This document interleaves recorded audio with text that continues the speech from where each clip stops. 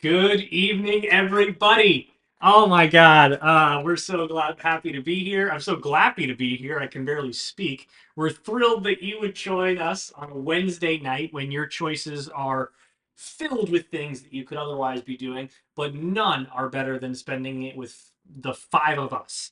Just incredible groups of folks here that are love playing Dungeons and Dragons together. We are a group of friends that we've been doing this together for years now. We've specifically been in this campaign for almost 2 years, if you can believe it. We are on session 79, pardon me, which is very exciting. And we do this for fun. We're a homebrew campaign. We subscribe to the rule of cool, and everything you hear in here has been made up or pulled from the minds of other brilliant people.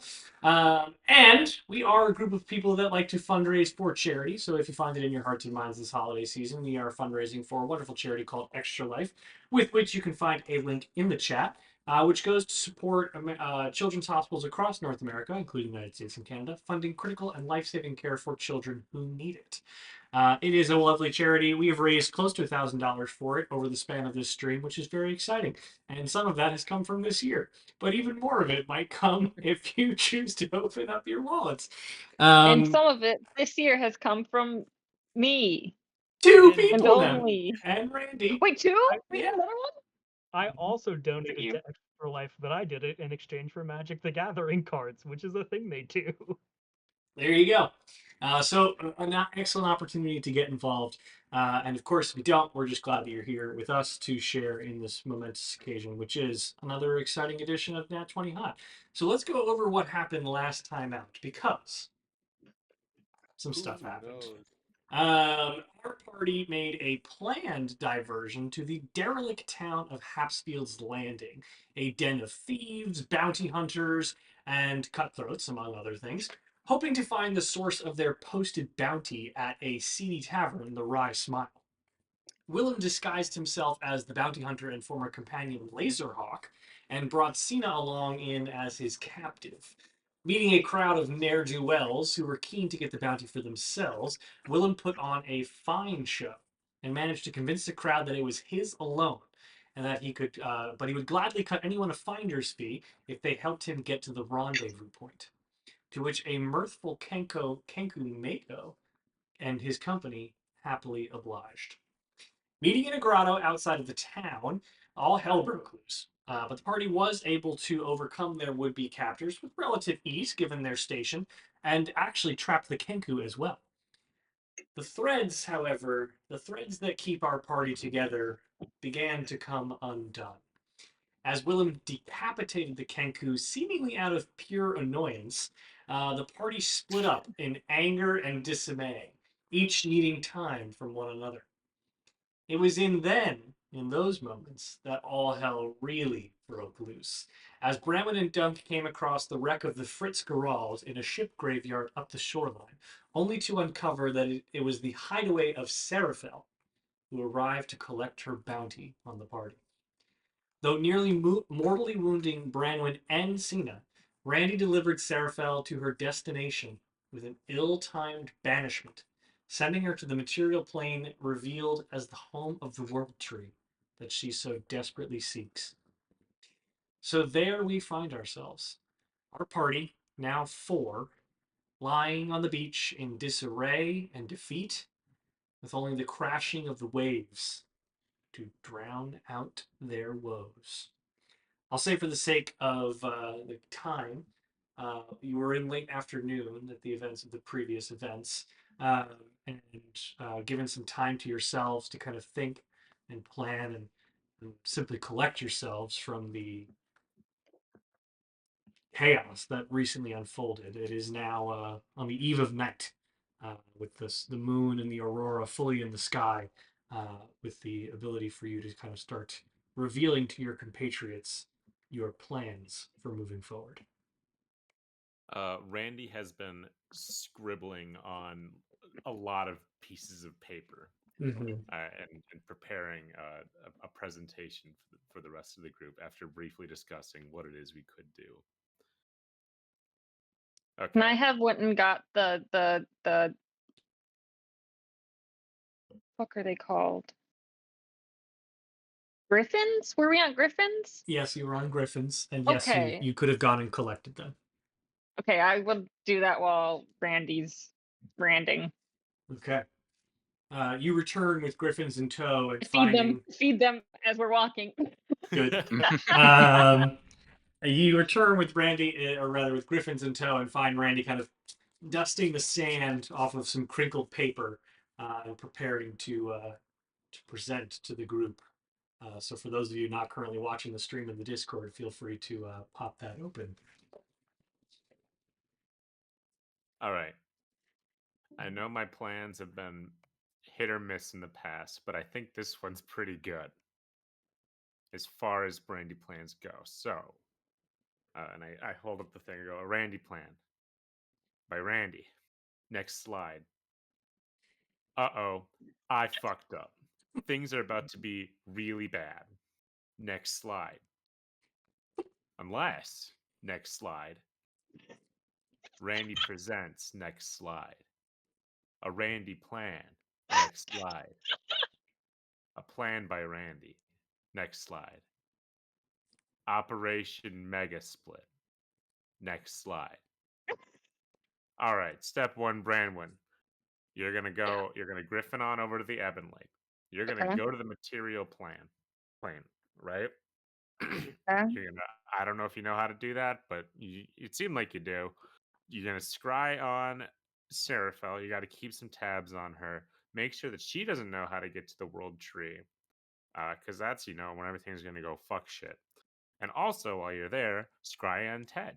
Where is that boy? Keep him away from Seraphel if they're on the same plane. If he's not, we're Gucci.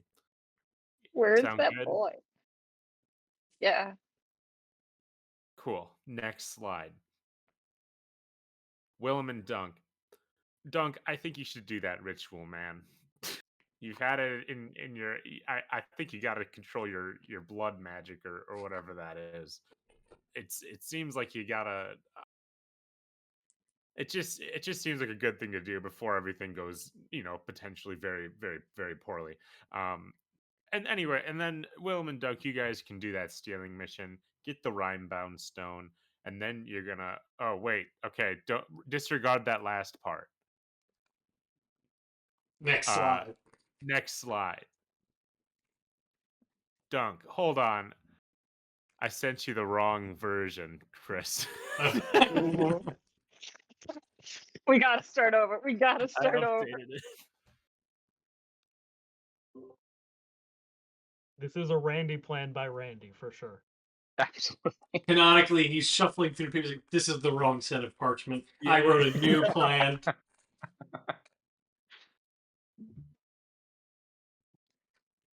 All right. I'm gonna grab a Is drink this quick. is this This the is new? the real Randy plan. I finally find it in the backpack. All right, hold on one Okay. second. Which one are you sharing?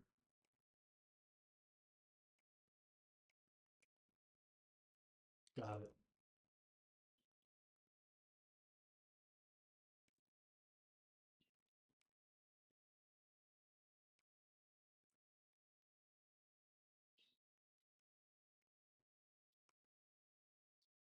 No, hold on one second. It's still the original one.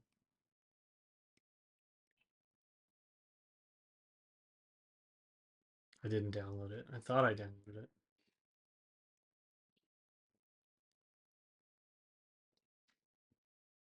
Oh, it keeps.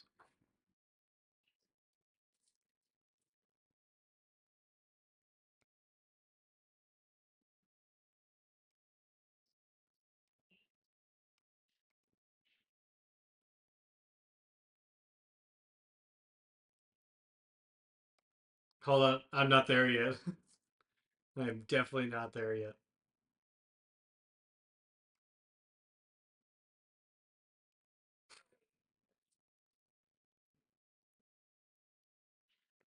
Okay.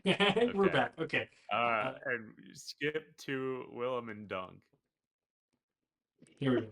Yeah. All right. Stealing mission. Get that Rhimebound Stone. Next slide. Randy, that's me. I'm gonna go to the mountains, right? I'm gonna talk to that Valyria. I mean, whoever's up there, who talked through my mouth, probably Valyrian. I'm gonna go see what that guy is so mad about. I'm literally saving the world. Be a little thankful, maybe. I guess we'll see. Next slide. Then I'm gonna meet back. We're all gonna me, Willem, Dunk. We're all gonna meet back up at the Rice Smile. We're gonna teleport to Hyla Sarah. We're gonna pick up Cena, and we're gonna apologize. I'm gonna apologize, I guess, for eating her because of her whole abandonment issues. We can probably let her know what's going on as soon as she is a little bit healthier and not actively dying. And then we're all going to griffin on over to Draken Voss's tower. We're going to attempt to earn Draken Voss's favor by giving him the Rhimebound Stone. And I know that this sounds like maybe not the greatest plan because he does have an orb girl. He might not be the best guy, but he is a chronomancer, and that's something that I'm looking for. And he's extremely powerful, so it'd be a good thing to like have him on our side, just to like have him against Seraphel, at least for now, as like a plan B type situation. So that would be nice. Next slide. Randy, that's me again. I'm going to learn chronomancy from him, which is very easy. It shouldn't be difficult at all. That's, next slide. And then we're all going to meet back up at the Marigold Estate afterward. Next slide. Any questions?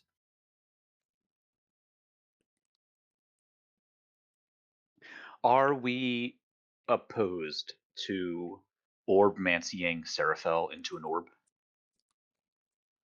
What? Are we opposed to orbing Seraphel? Oh, Seraphel. I thought you meant Cena. Because I was. Wait, what did I say? Did I say You Cena? said You said Seraphel. Seraphel. My brain was Oh, okay. wrong. How would we do that exactly? I don't know. Draken would know. He's already got an orb girl. And I think that would be. I'm opposed to that plan, but that is something that we can talk about. Hopefully, Just if it comes up. I mean, I don't know. Killing is also that an would easy be go-to. preferable to kill Ling. I would not want to kill her. It would be preferable to kill. Oh, it would be. Okay. Well, then, hey. For me. We can talk about this later. Yeah. Let's make sure everything's. I have a lot of questions. Okay. Yeah. No. Shoot. This is the slide for it. Yeah. So I guess we'll start with the big one. What's your plan with the chronomancy thing? Yeah. So I'm gonna go back in time, right? We're gonna go to the World Tree eventually. I'm gonna go back in time to when Seraphel gets booted into the Shadow Realm, and I'm just gonna go with her. I'm gonna talk to her and make sure that I just kind of convince her not to do stuff. So rather than trying to stop her fall from grace or trying to stop her from being imprisoned in the first place, you are just going to go there, assume somebody is going to let you be trapped with her, and talk to her for a few thousand years, hoping she doesn't corrupt you like she has shown a propensity for corrupting other people. And then you're going to come out of it her friend, but who knows how she's going to get out of it, because this creates an alternate timeline where you are trapped back in time with Seraphel, and Seraphel got out in Isolde's temple, and that didn't happen here. So, yeah. Just saying, can we Sorkin while we do this, because she's kind of loose on the material plane right now, and time kind of moves faster there. So I'd like to get there as soon as possible. I think we should discuss all of this when we get back to the Marigold Estate. And we know where Seraphel is. That's sort of after your plan. That's the end of the plan, but this seems like sort of instrumental to talking about if the plan will work. Well, the Marigold Estate is the start of the next plan. Oh, and what's the next plan? Is that the whole what you just said? That's The chronomancy? that could be anything, you know. It's subject to, him actually, him learning chronomancy Yeah, successfully. I like to take things bit by bit, you know. Seems like a lot of work for something that might not work. Everything might not work. Nothing's guaranteed. Have you ever done something with 100% success rate? No, I If you barely ever do succeed. something, that generally means you were 100% successful at it. What? When you Okay, well, take an let's action, just the fact that you took that action means you were successful. But the decision to take that action, things are uncertain all the time, Willem. Sure. Just okay. But Before we get to anything else, do you two think this is a good plan? it's I mean, concepts of a somewhat plan. actually sound. Yeah, I mean, I don't know if I think that the whole talking to Seraphil for 1,000 years is a good idea. I think it's just gonna, if anything, make her upset at you. Um, I think she's gonna, like hate you after like 5 minutes, and so then the next 1,000 years are Agreed. gonna be rough. We've been together for a while, and you like me, right? Well, most times. I love you. You've done nothing wrong. I don't know if Seraphil's gonna see it that way. I think you're just gonna be some guy that shows up and is trying to talk to her when she probably will not be feeling like Also, talking. there's no guarantee that they're going to lock you in there with her. Okay, we don't know how this works yet. Once we have an idea of how chronomancy is going to work in this instance, then we can rediscuss. But we need a basis first, and that's what is part of the plan is Randy learning how this can work for him. So why wouldn't we have a conversation with Voss before we do all this to find out a little bit how it works before we commit to it? Literally part of the plan. Regardless Yeah, of the but I chronomancy, feel like before we do a stealing mission for the Rhimebound Stone, which by the way, the agreement was Ted and a Rhimebound Stone to cure Dunk, not learn chronomancy. I think it's worth a It's conversation the to see if he even wants that. Rhimebound Stone is literally just to get into the door of his mansion. Otherwise, you cannot get in, and there's no point in even attempting to bargain with him. There's no point in sending a sending spell to say, hey, should we still do this? Do you still want it? he didn't even respond. He doesn't What care. an asshole. Although he did ask about the Rhimebound This Stone. asshole who won't talk to us is the crux of your plan. Does that not concern you? No, because we'll have the stone. He asked for it, so we'll just bring it to him. And it's a lot easier to ignore a telephone call than show him. How are we going to explain away Ted? Because that was a big deal for him. Tell him the truth. That one's solved.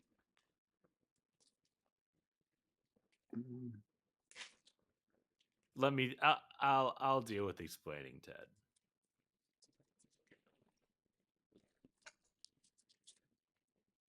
I know I'm asking you for a lot of trust right now, Willem. But you gotta kind of trust me a little.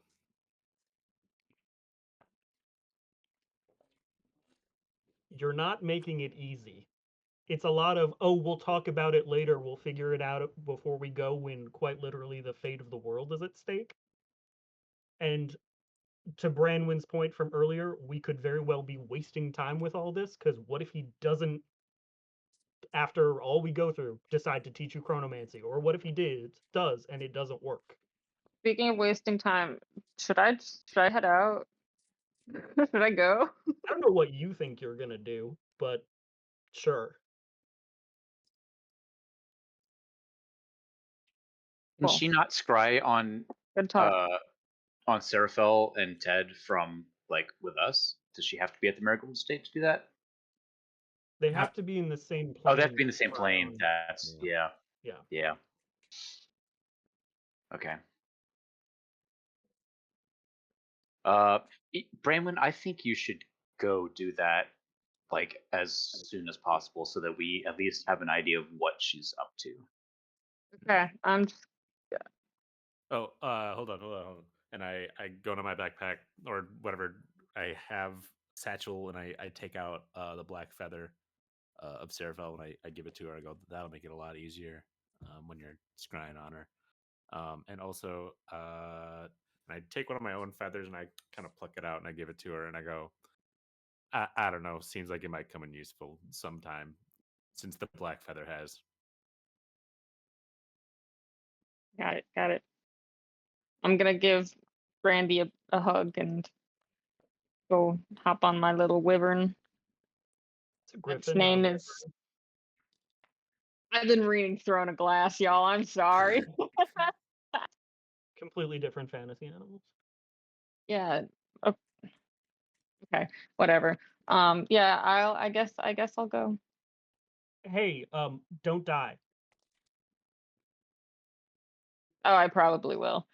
And I head on out. Later. Yeah. So long, Brandon. You can leave. Should I go to the Twitch? I'll go to the Twitch.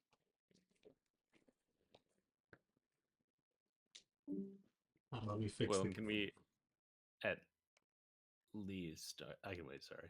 I should to fix the cameras.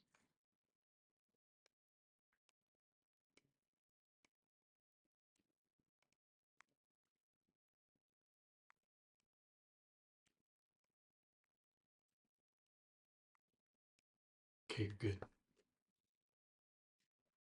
Willem, can we at least agree that the plan up until the point that we kind of get Draken Voss's insight or his favor in a way is not a bad one? Sure. Let's get to that point then. All right. Damn, all right, that was a lot easier than I thought. I don't have any better ideas. So. Yeah. All right. Right. Well, I guess I'll go ahead and do this, and I'll take a chunk of celestite and So what do I do with it again? Oh shit. We're jumping right in. You would effectively, like, basically meditate on the Celestite and follow the steps in Gwen's journal to activate the ritual. When he says meditate on the celestite, you physically have to sit on it. Yeah. I do.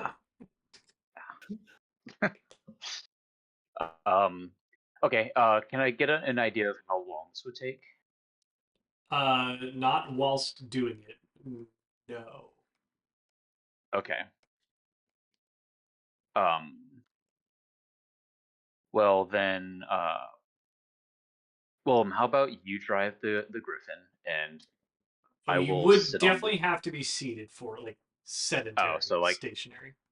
Yeah, it's also Okay. Well, if I'm nighttime. driving, he's seated. No, it's an on the ground type of thing. It is also Okay. nighttime, so like you guys are getting close to where flying would be likely unsafe. Do the griffins not have dark vision? It's just nighttime. You guys should go to bed. What do you want me to I s- certainly don't have night vision. Yeah, I was gonna say Randy doesn't. So if you're flying in the dead Well, of night If into the court of griffins winter. do and Dunk and I do, there's no reason we can't skedaddle right now. It seems like maybe we have to sleep for a reason. No. You Go the Branwen ritual made it just this far. has to be done on the ground. You would not Okay. be able to Well, effectively I would meditate. not be able to concentrate. Yeah. Exactly. But you could certainly will it fly take at night. like days, or will this take like tonight? You won't know until you try. Okay, I guess we'll do the ritual before we head out. And I'm gonna griffins head do out indeed in the have morning. dark vision. Oh, Okay. So theoretically, you could leave as soon as you complete the ritual. But who knows how long that's going to take. Yeah. I mean, we could go somewhere first, so we're not just like out here, or we could just do it and get it over with. So the first part of this plan is to go get the Rhimebound Stone. Where's that again? That is in the Winter Court. Okay. That is a family heirloom of a family that I do not remember the name of, at a house that I do not remember the name of. The Rhimebound family at the Rhimebound Manor. Oh Wow. shit. They're really on the nose with their naming conventions there at the Winter Court, I suppose. Yeah. Um. Well, Yes. So you can choose to conduct the ritual first, or you can attempt to gain some ground and fly the griffin through the night, leaving Randy behind. no. Why don't we just camp out here tonight and then we'll all leave in the morning? Yeah, I'm a little That's- bit nervous about going back into town considering the bounty hunters, and I think if we just hang out by this cave, it might be a relatively safe place. Okay. for sure. Alright, so you go ahead and build camp. And Dunk, you kind of spend the time while Randy and Willem prepare camp to kind of familiarize yourself with the steps required the words required to kind of chant and meditate upon the stone before you're able to begin the ritual. And as soon as you're ready, you can begin. All right, let's do it. All right. The pair of you, Willem and Randy, kind of watch as Dunk decides to sit upon the stone, even though it says it doesn't. He doesn't have to. He's just doing it for extra emphasis. And you kind of watch, and you just monitor your companion as he opens up the book, familiarizes himself with the words, shuts it, and nods along, and then kind of begins to slowly mutter the words. And Dunk, as you begin the ritual, the world immediately tears away from you. Um, it's almost like falling, not just physically, but through time and memory, your senses, almost like a free fall through everything that makes you you. For an instant, as you're falling, you hear some familiar sounds: distant thunder, Borgen's uproarious laughter, Willem's southern drawl, the sound of your own breath in your lungs. But they stretch and twist, sort of pull further and further apart until they snap away like an old rope. Willem, Randy, as you're watching, you see these kind of different versions of Dunk in light kind of separate out and float around him as though they are sitting beside him. For a moment, though they're faint and opaque, you can see these different versions of Dunk just kind of sitting there alongside him. Suddenly, Dunk, you are spinning upside down, inside out, weightless, caught in a swirling current of colors that shouldn't exist. Metallic greens, bruised purples, glowing oranges, everything pulsing with light and color. And it suddenly shatters into fragments, and you can feel your body expanding, collapsing all at once, as if you're being unraveled like a thread on a spool. In the chaos, you catch these flashes, like fleeting images, flickering in and out of focus. A burnt tree beneath a sky cracked open. A creature with too many mouths and no face, screaming joyfully. Your own hand, but smaller, and reaching for something just out of sight. The sensations aren't your own, yet they feel familiar, like borrowed dreams or visions into somebody else's soul. And at the edges of it all, this magic, kind of swirling, almost like the aurora of the Fae's night sky, kind of pulsing, raw and relentless, pushing at the seams of your own subconscious. You try to breathe, but everything feels wrong, like pulling air through water or smoke. It just everything doesn't nothing hurts, nothing is painful, but it leaves your chest empty and hollow. Your heartbeat is just getting faster, faster, faster until everything stops. There's no silence. There's no sound. It's not like, oh, I could hear a pin drop. You don't hear anything. No sensation, not even the memory of motion. It's as if you've fallen through every layer of existence and landing in a place between, something beyond time, light, or meaning. The only thing that remains is the awareness that you are not alone. Shapes emerge around you, slow and deliberate, almost like luminous roots weaving through a black void like veins beneath the skin of the universe. They glow faintly, pale greenish white, just enough light to see the kind of tangled mass that stretches out far beyond your line of sight. They drift around lazily, kind of almost brushing up against your fur, wrapping around and through you, as if you weren't entirely solid yourself. A root brushes against your arm, and a jolt of of emotion runs through you. Not fear, but almost a sense of endlessness, as if this is a moment that's been waiting to happen. The root kind of pulses gently, in rhythm with something ancient, patient. And then a voice, soft, hollow, almost fractured, whispers from nowhere, curling in the space around your ear. You are lost, but not broken. Not yet. The voice drifts, not in words, but almost like as a sense. It feels like the memory of a language versus actual words. Like you can't discern what, if any, language this is. It just, you understand it. Kind of brushes against your mind, almost alien in nature. Do you, do you know what you've brought here with you? What must be left behind? Where are we? Hmm. Where are we? When are we? All these questions are the same, and they have the same answer. That which I do not know.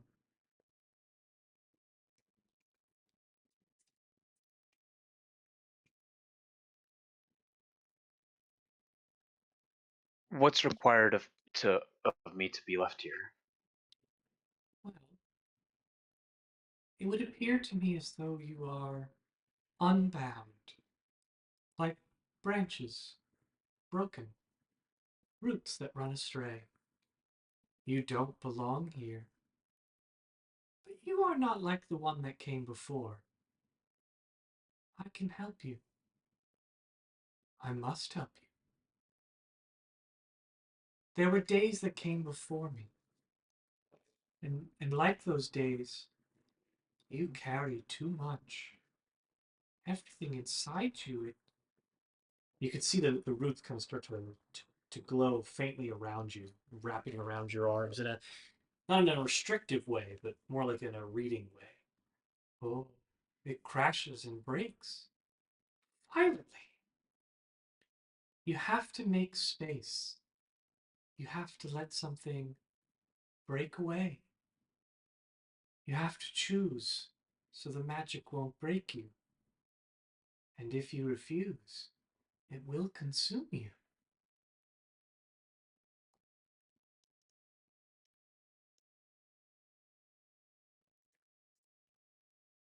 What do I need to break off?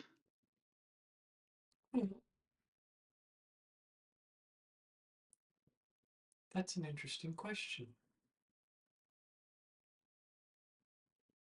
It could be anything, something, but not nothing.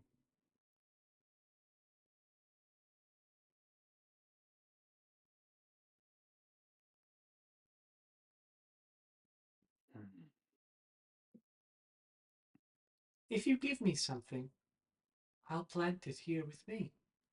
I'll hold it for you, like I've held everything else.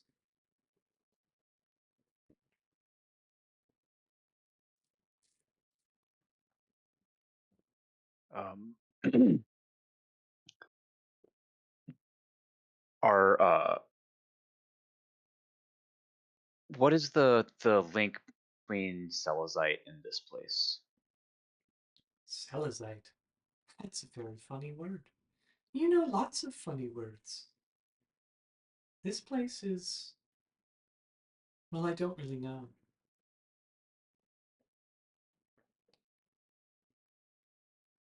Hmm. The roots kind of start to wrap around, not tighter, but more fully, almost feeling you out. Oh, you have a shape. I remember shape. Shape gives purpose. Shapes have folds.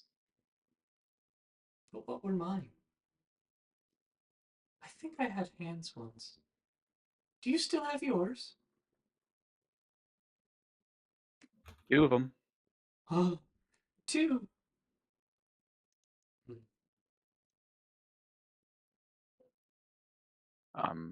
Is are these vines part of you? Part of me.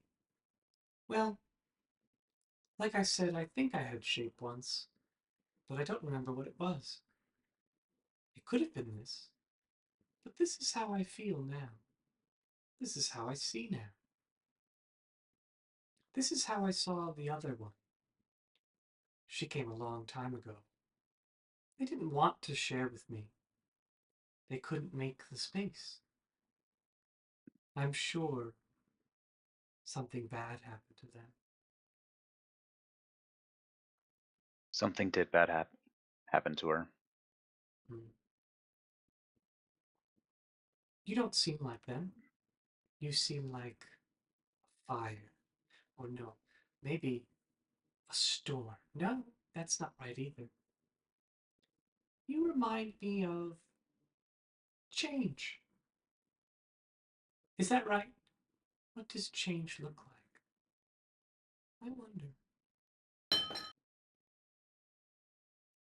Um,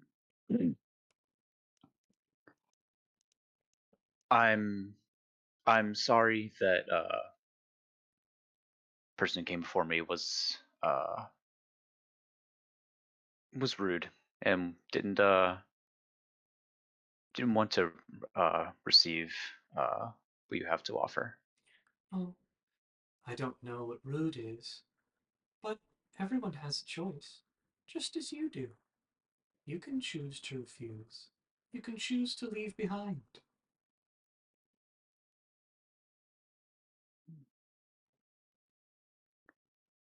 Um, what happened to your physical form, and would that happen to me as well? Oh, I doubt that very much, though I'm afraid I can't answer you, because I don't really know.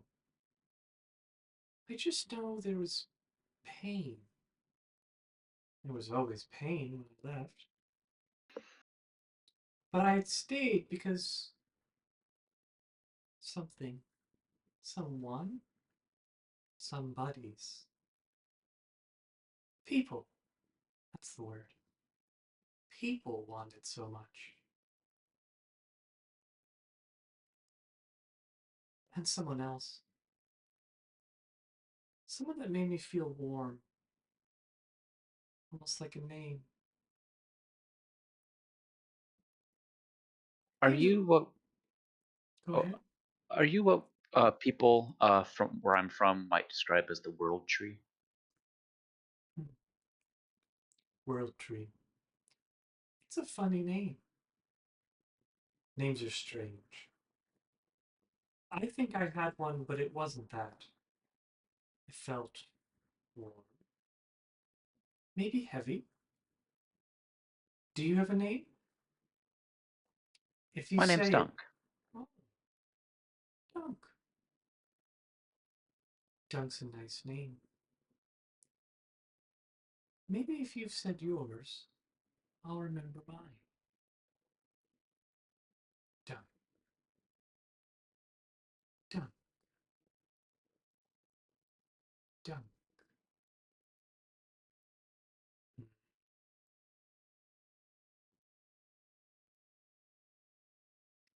don't know. Names are strange.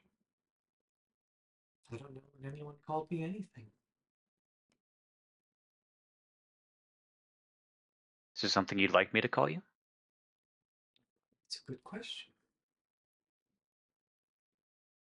You ask good questions. I know you'll leave something good behind. What could you call me? I think you could call me Neria. Yes, Neria. That was me, wasn't it? I remember now. Or at least I remember what it felt like to be her.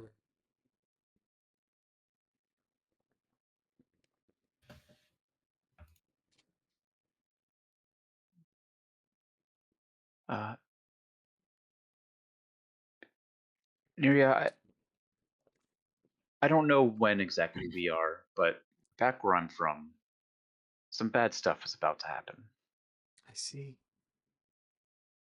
Somebody's going to do something that is going to hurt a lot of people that I really care about. And so I'm wondering if there's something that we could do to help each other out. Is there something that I can do? I imagine you don't get too many visitors. Is there something that I can do for you? No, I don't get many visitors at all. Something you could do for me. Well, will you come back? I'd like that. To talk again. Or listen. Or, well, where was I?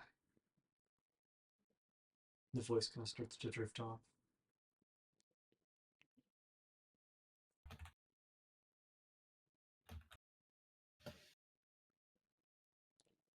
She hesitates and the voice returns. Oh, hello. Are you ready to leave something behind? I am. Um,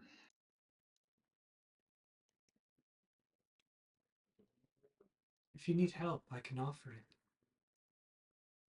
what kind of things are you looking for me? What It's do you not. think will plant I the right assure you, tree? it's not me. And you plant no tree. You're only making space. Making space for that which burns within you. It could be a treasured memory, a bond you hold, something about you, a sense of purpose, perhaps a relationship to someone dear. But you must make the space, or choose to let it consume you. And it will. Done.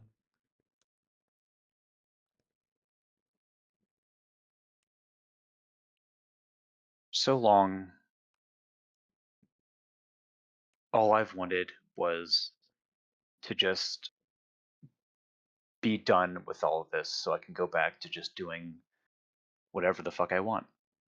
Um, back at the camp, back with the band.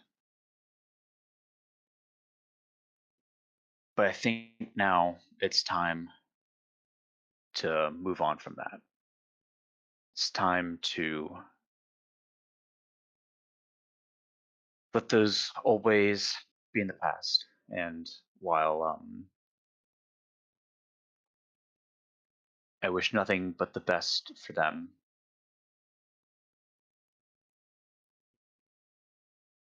I think that holding on to wanting to return the camp and just go back to the old ways, uh,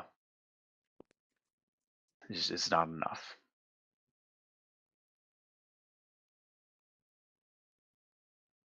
And so I would offer up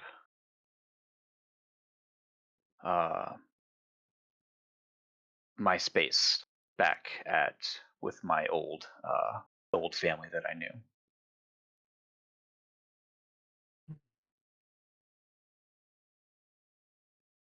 I was right about you, Dunk. You don't feel like a storm or a fire. You feel like change. Change is hard. Change is scary. But the true measure of anyone is their ability to change. You can leave this here with me, and I will plant it. Things can be hard to find here, but I admire you for letting this go. You will find space, man.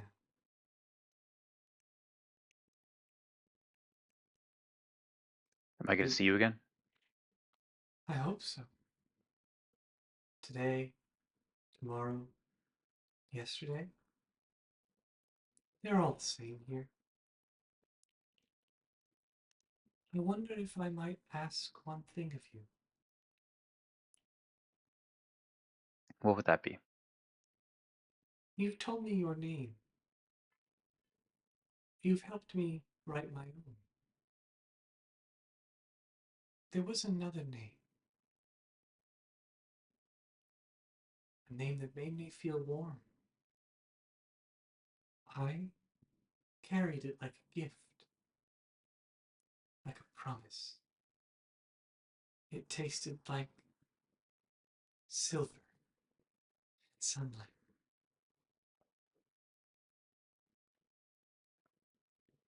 I wonder if it still shines like they do. I would ask you find that name, so that I might know it once more.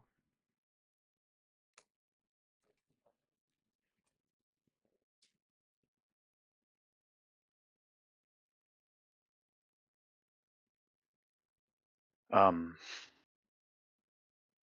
is the name you're looking for of someone you knew in your past life?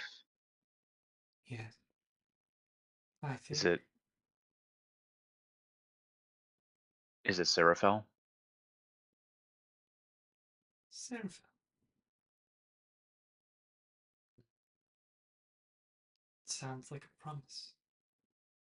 Seraphim. It tastes like silver. Sunlight. I think they asked too much of me. Or maybe it was me who asked too much of she. I hope they still shine.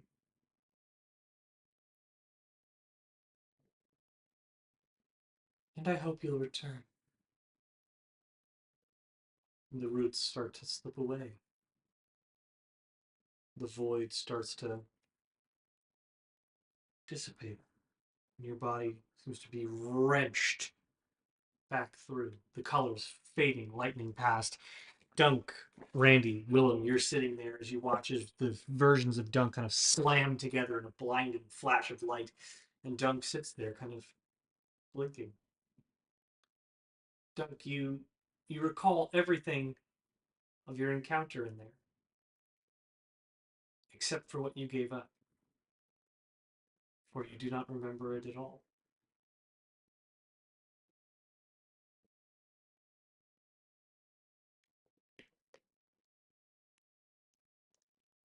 How you feeling, bud? Uh, pretty good. It's really cool chicken there. Nerial? Nerials or Muriel?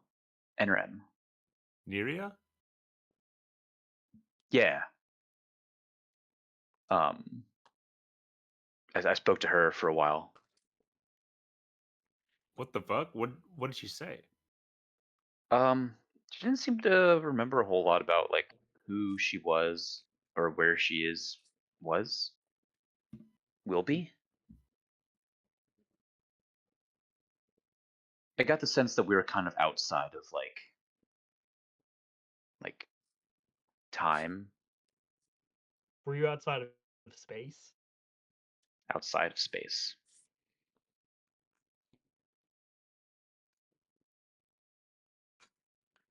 As a quick DM note, Dunk, as you kind of sit there and explain yourself, you feel chaos that was burning within you, a tension that kind of sat just above your heart, always made it difficult to sleep, and it always pained you when you came down from your rages. You feel it subside, like the fire burning away. Though now you are no longer ever dying, and any reduction in hit points that you've experienced up until this point from the pains of your wild magic are now gone. So you can have a normal constitution effect. You have also gained 2 new abilities, including the ability to narrow your surge table, where you can pick a 20 range and roll on a d20 instead of a d100 from a 20 range of 20 on the table. And you can also store 1 effect per day. So if you roll, you can pick 1 off of the table and store it to the start of every day and release it at any point in the day. That's pretty good. That's so sick. Hell yeah. And you get the sense as this kind of like this emptiness in the back of your mind where something used to be, almost like an itch, that some things may still continue to fill it. Okay.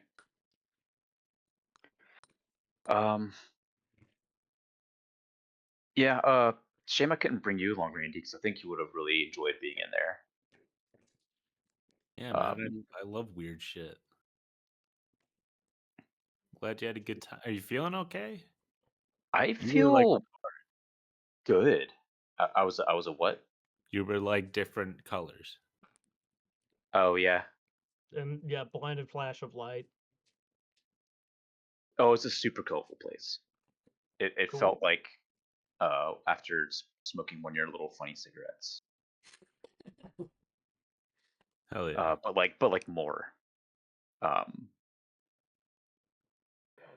yeah, I feel good. Better than I have in a while. That's great, man. So let's get this bitch, yeah.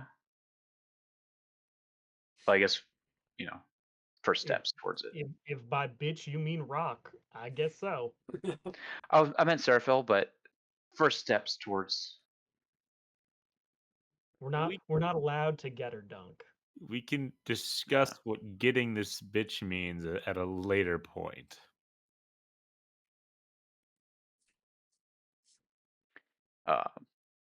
But I guess everybody needs to have a little snooze first. Yeah. Oh, and have we?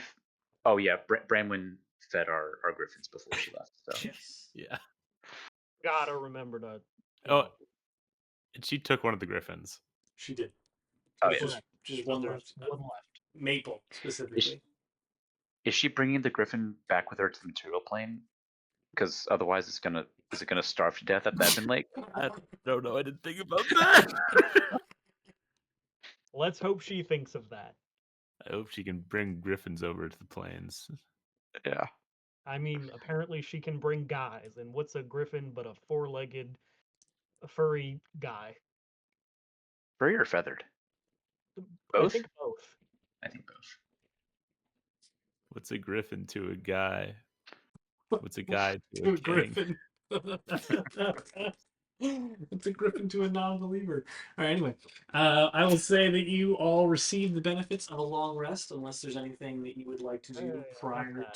to spending the night here at camp. Hey, Chris. Yes, sir. Can you? Did you just call me dear? Yeah, I did. Well, dear, I just had a quick question. Before I pulled the Vizier card, how many cards were missing from the deck of many things? Oh, It was God. 3, right? 3, yes. And it was at least one was the jewels, and then Well, you and don't One was know die instantly. you don't know what cards are in the deck of many things. So okay. yes, We know that the card where you die instantly is not in there. One of them, there could be more. And I Right. believe the wish one is also not in. there are But 16 cards metagame. in the deck that you have. Okay. Cool. Are you planning on I don't drawing like the another ass one in I your? bet the one that makes you blind for a day is still in there. The one day Totally blinding card. Is there something you'd like to ask me?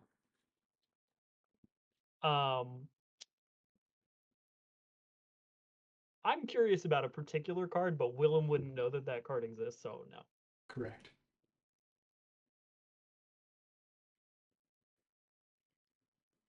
All right. Anything else anybody wants I to guess do? we're having a good little sleep.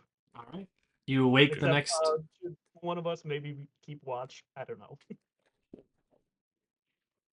I can keep the first watch. I can do second. All right, I will sleep the whole night. All right. I'll have.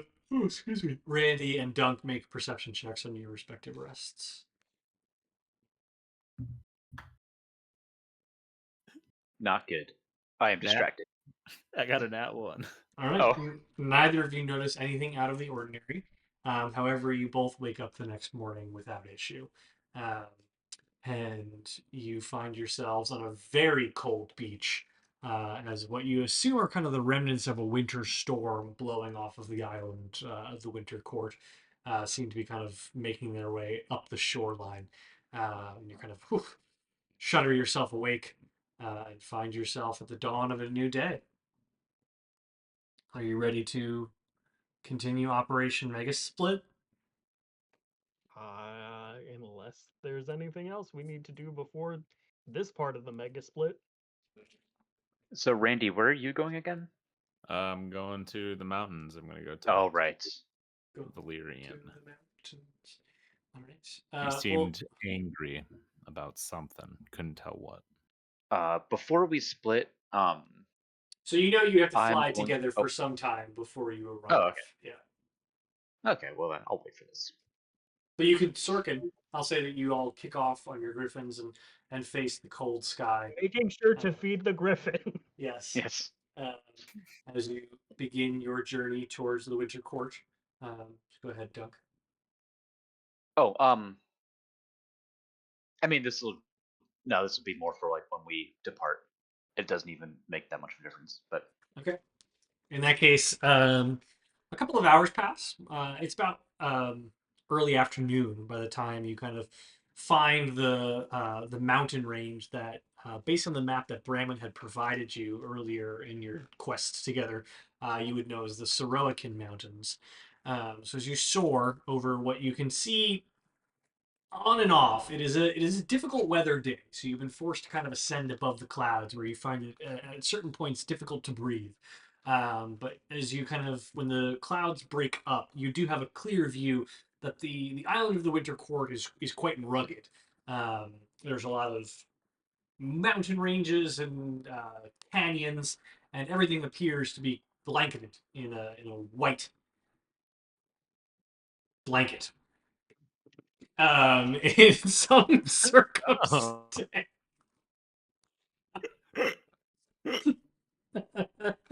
I was going okay until he went, oh! Okay, so you're going. Did I miss something sexual? No, No. just a very bad description on my part. As you're flying, in certain circumstances where the clouds have overtaken, the air is very cold and sharp and starts to nip. And even Randy, as you're kind of flying, you can see almost beads of the liquid in the air start to freeze in the edges of your feather. Exactly, condensation start to freeze in the edges of your feather. Um, until finally the kind of jagged peaks of the Sorokins kind of start to cut up through the clouds. And where they look quite short and stout just over the clouds because the clouds kind of roll like an endless white ocean. Where the clouds break, you can see they dip into just impossible peaks and valleys. Um, they kind of shroud the light that's creeping over the horizon in many cases, and you can see they're kind of veins of ice flows that run through the mountain ranges, like rivers, not livers, rivers. Having a real struggle describing this, um, but everything is covered in snow. In the distance, however, you can begin to see the mountains descend towards the sprawling, snowbound city of Yvern, where there are many imposing stone towers that kind of rise from the center, their tips similarly capped with frost and snow like the mountains themselves, and clad in what you can see to be rather pale banners. Um, Yvern appears almost like snow globe, to be perfectly honest, from above. A maze of frost-crusted spires, narrow streets. That now the poor weather is kind of clearly consolidated to the mountains, and under a gleaming sun, you can see that the buildings and the architecture of the city are quite beautiful. Though the city's outer walls look quite formidable, built with towering stone, ice-bound gates that seem to almost glow or arcane.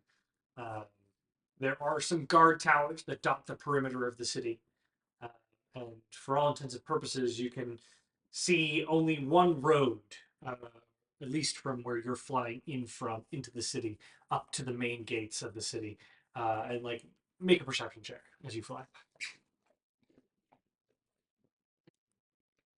4. 15. 21. Randy, your eagle eyes, despite the cold, can spot that there are some other pathways into the city, but the main thoroughfare appears to be a sloping mountain road that ascends up to the base of the kind of flat plateau the city is built off of, which appears to be leading to a large gate up into the main road that runs through the city. You can see from up above that there is a kind of a canyon, almost like a deep crevasse that runs through the city and kind of bisects one of its sections. And there are roads and kind of stepped plateaus that run up the city, up towards on different slopes of the mountains. So the city is kind of quite nestled neatly between two breakoffs of the Sorokin Mountains. That's cool. Uh,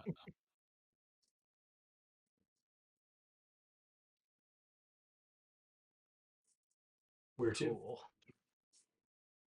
I guess I will break off from the boys at this point.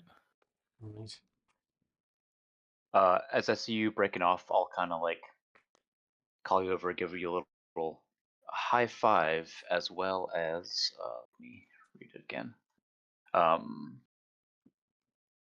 For 10 minutes, you can roll a d3 whenever making an attack or ability check, and add the number to the d20 roll. Okay. So an extra d3, and I'll say, "Good luck talking to your boy." Thanks, Dunk. Good luck on that stealing mission. I'm sure it'll go stealingly, like swimmingly, but stealing. Okay, bye. All right. Randy, you break off from the crowd, and I'll say that you can leave us as well. Bye bye. And with Right that, on, boy. we're going to take a short break so I can reset the cameras.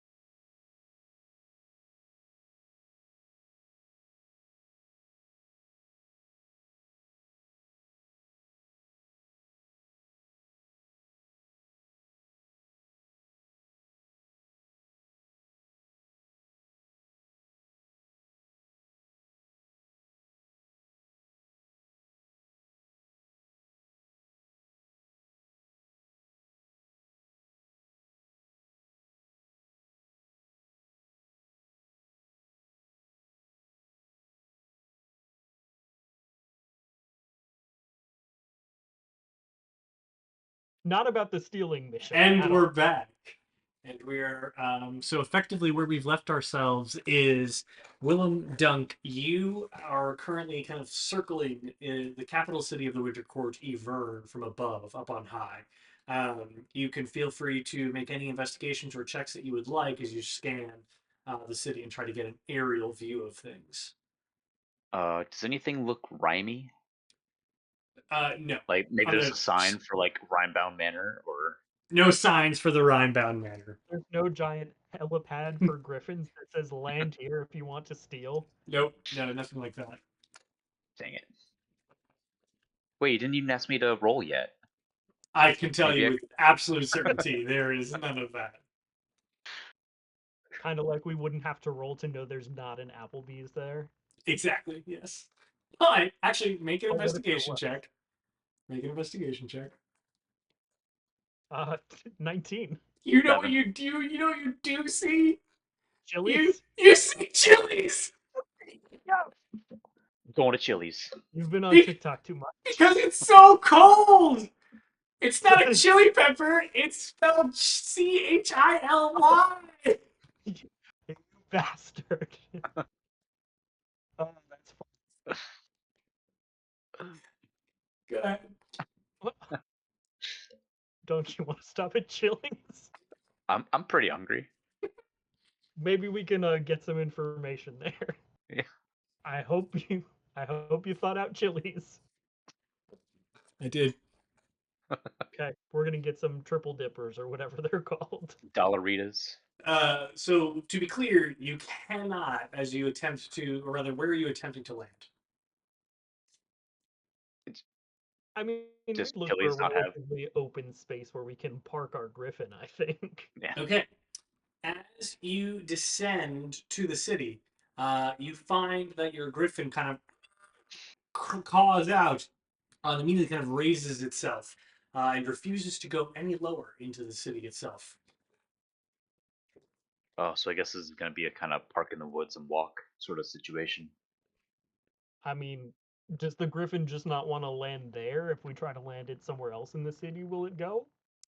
Any attempt that you make to go into the city proper does result in the griffin kind of crying out and pulling away. I guess we're landing in the woods unless you want to jump off and have a way to make us not die when we fall. Let's go to the woods. I guess we're going to the woods. We're assuming there's woods. Okay. Oh yeah, so there's plenty of woods that surround. You're able to find. Make a perception check. 7. 17. Okay.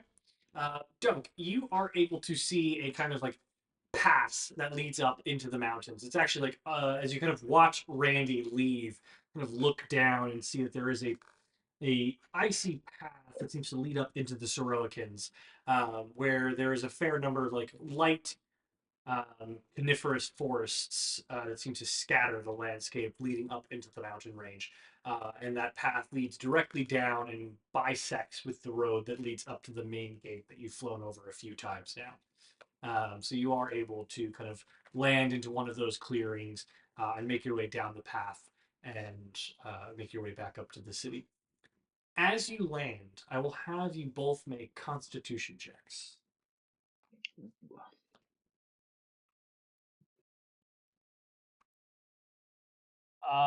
Check or a saving throw? Check.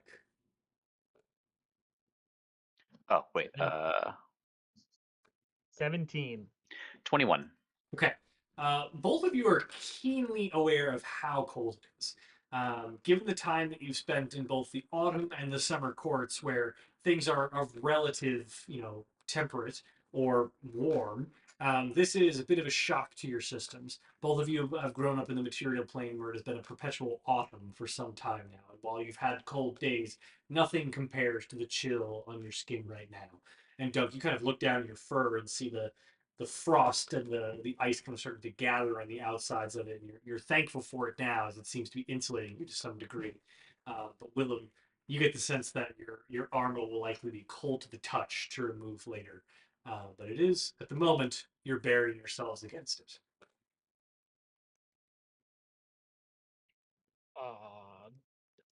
Do we walk the griffin, Uh, or do we leave it here? uh, I think we should. It seemed like it really didn't want to go into the city, so we should probably leave it out here somewhere. Do you think there's like stables we could leave it at outside the city or something? I don't remember seeing any of that. You would know from Doug's perception check that you did not see anything of that nature. Maybe we can like construct a little bit of a shelter with like trees and sticks and shit to give them a little den to cuddle up in, or them. I say them. There's only one now. To give it a little den to snuggle up in. You can't talk to animals or anything, right? No. Okay. Me either. That would have been helpful at this point. Are you cold, buddy? Make an animal handling check. Using that skill. 18. You could tell if the griffin is uncomfortable, but is sufficiently feathered and furred to keep themselves warm. So while they're not necessarily happy about it, you've placed them in a small forest that keeps them relatively concealed from the elements.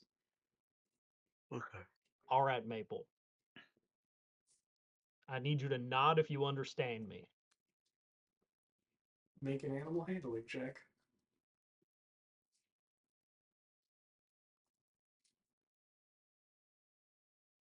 2. The creature kind of shifts its head, and looks at you quizzically. Dunk, do you think that was a nod? I think that was the equivalent of a nod. Okay. We are going to leave you here. We are going to leave the food. Don't eat it all at once. Ration. We don't know when we'll be back. Keep yourself safe. You can hunt a little bit if you need to, but don't eat any people. Is there anything I'm leaving out? Um, we'll be back soonish. If we're not back in 3 days. Let's say 5 days to be on the safe side. Okay. If we're not back in 5 days, go back to the summer court and I don't know. You know what? Do whatever you want. You're a free griffin if we're not back in 5 days.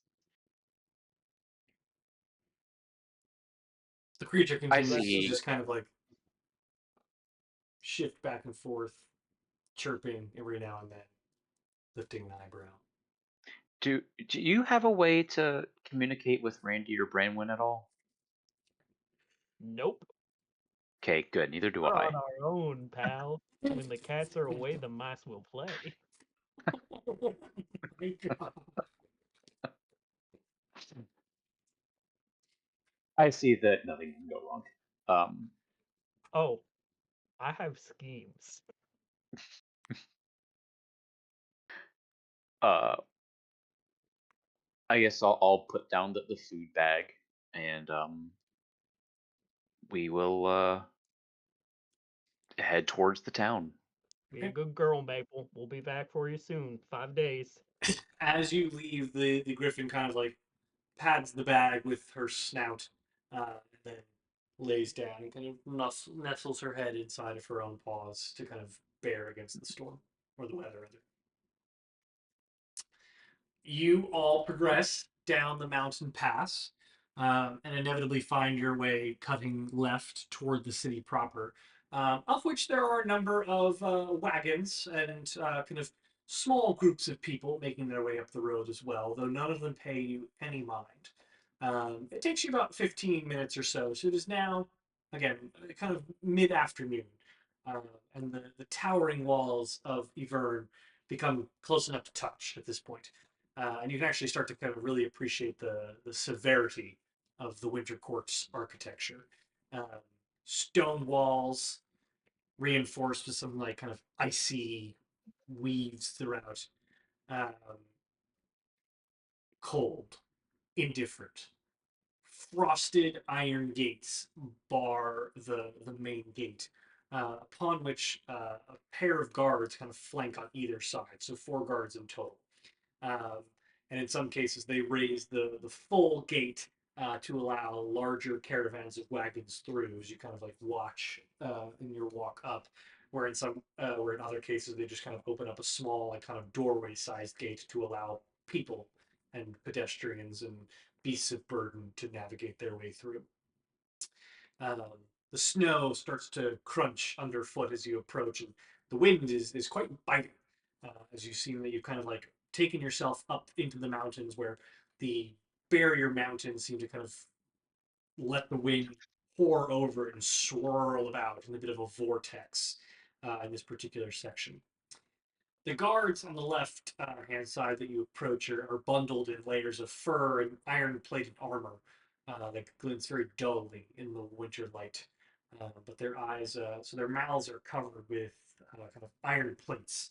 That while everything is in kind of like a rustic, wrought black iron of armor, the plates that cover their mouths are a cerulean blue. So all you can see at the moment are their eyes that kind of are sharp, unyielding as people approach and speak to them.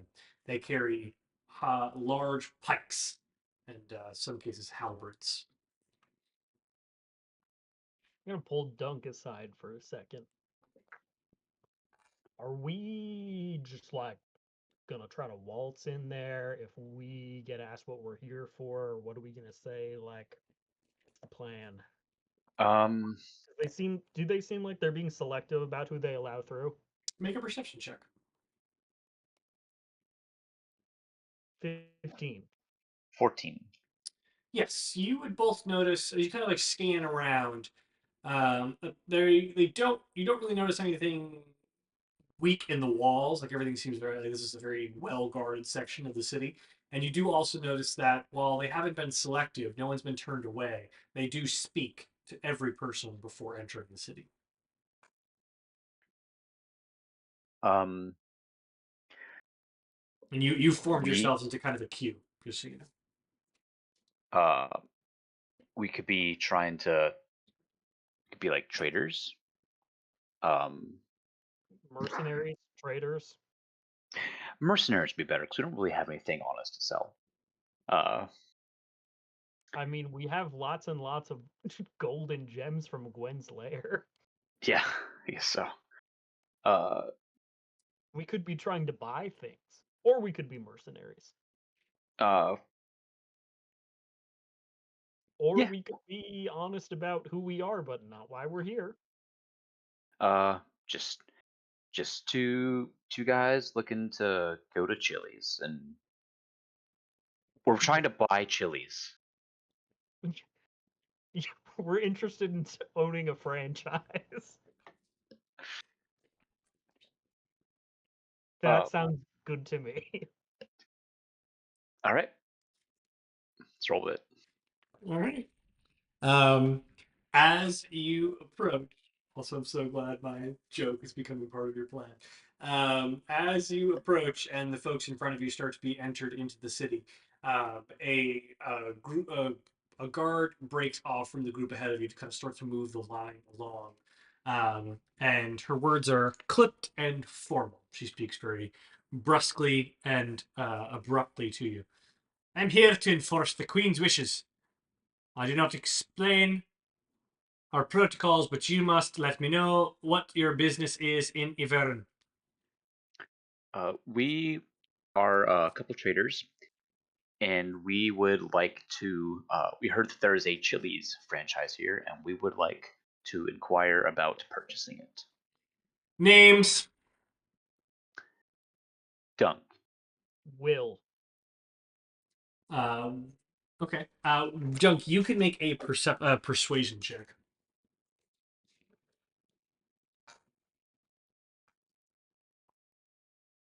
Let's see. I think my persuasion is actually pretty good. Let's see. Where's it? Oh yeah. 15. She kind of gestures over, like snaps her fingers to a guard in a small, like kind of not a paddock of sorts, almost like a closet that's like sticks out from the wooden frame that sticks out from the main stone wall. Who brings with him a very hefty book, and she turns to him and kind of whispers in his ear, "Dunk, Will, last names." I don't have one. Miller. Make a deception check, Will. Uh, deception. Dirty 20. Will Miller.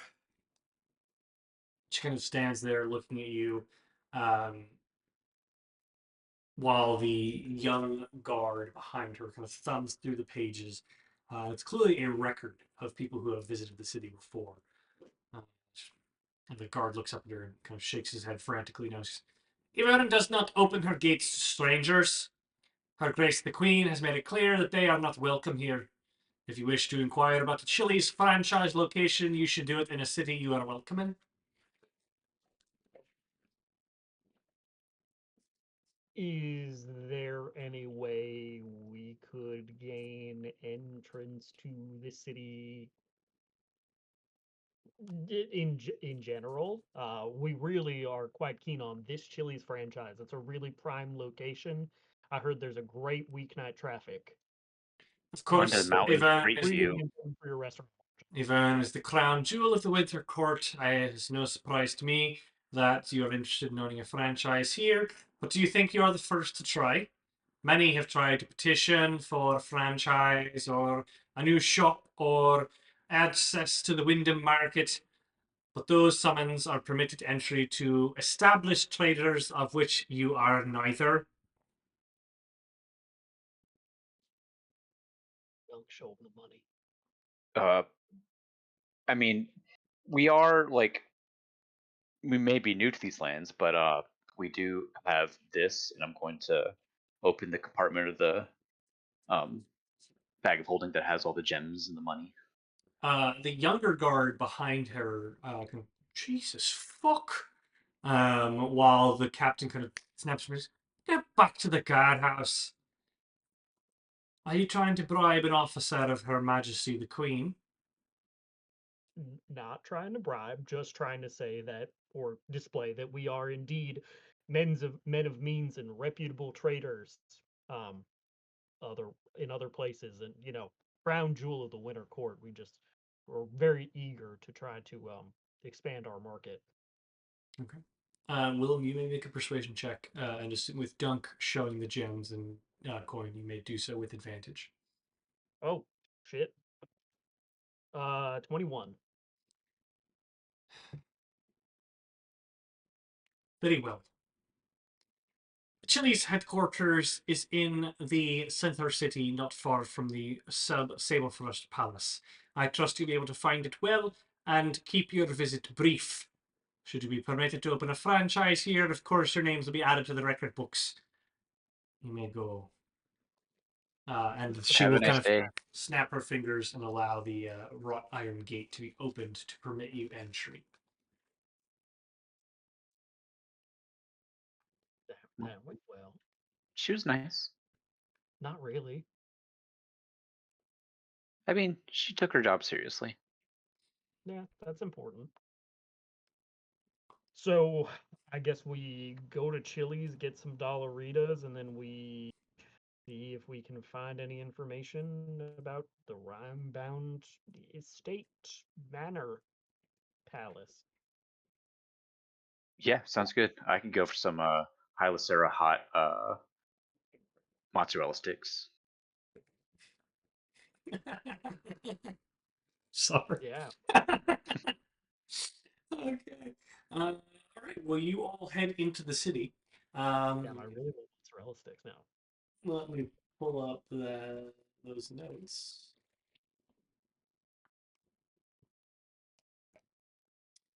Alrighty. So as you enter into the city, start to kind of follow the crowd of people that are making their way through the main gate, you find a sprawling city that is dominated by a lot of very tall spires and a number of different seemingly palaces on every corner, not quarter, that seem to give off both an aura of elegance but also severity. Everything is lacking the amount of color and frivolity that you'd experienced in the summer court, or even the kind of like texture and ruin of the autumn court, where there was at least some bit of character. Everything is very rigid, structured, cookie cutter in essence. Uh, in some cases, there is some bit of splendor. Um, some of the towers capped with a playful dome or frozen archway, or even some intricate crystal lattice work. Uh, for the most part, the streets are paved with small pavers, and they seem to be free of any snow or ice. That while there is a great deal of snow and ice on the anything that isn't the street itself, the street has seemed to be almost enchanted to keep the perpetual snowfall and frigid winds from making them difficult to traverse. Make a perception check as you make your way through the city. 10. 24. Dunk, you can see as you kind of scan the horizon, the Sorokin peaks kind of form a formidable border around the city that seems to keep it the wind swirling throughout, as you've kind of already felt. But it also feels very isolated. And as you look off in the distance, there is a several towered, peaked um, palace that seems to boast the most intricacy and at least some degree of splendor that differentiates it from some of the cookie cutter buildings that you've seen up until this point. And it rises up on the stepped plateau, dead center in the city. So while the crevasse kind of makes its way through the center of the city, you now currently walk alongside it. The almost like a cliff forms a land bridge over that crevasse upon which this palace sits. Um, you would imagine that this is very likely the central palace. As you walk through the city, what do you walk by? You walk through a great number of shops and taverns. It does not take you very long to find your first Chili's. It is a, it's kind of cut into a ring, a run of Sorry. a run of shops that while a lot of this district seems a bit residential in nature, the ground level are made up of a fair manner of kind of market stalls that are Planning? what's that? They've got mixed use planning. Good They do have infrastructure. mixed use planning. Yes, this is a very well planned city. There is, at the moment, you haven't seen any public transport. This is the main thoroughfare into the town proper. And you're kind of making your way up a winding road along the crevasse that leads up to kind of what appears to be an open air park of sorts that leads up the hill up towards the palace cliff. And you find your first Chili's. I assume that's kind of where you're going to enter in to do your planning. Yeah. Yeah. All right. This- Um, you enter into the Chili's, and a very short, frail gnome immediately greets you. They wear a small blue cap that is pointed and a little small blue furry dot. And as soon as you enter, they kind of come around a corner from behind what you would imagine is a bit of a host stand. They go, "Hi, welcome to Chili's." Thank you. Glad to be Hi, here. friend.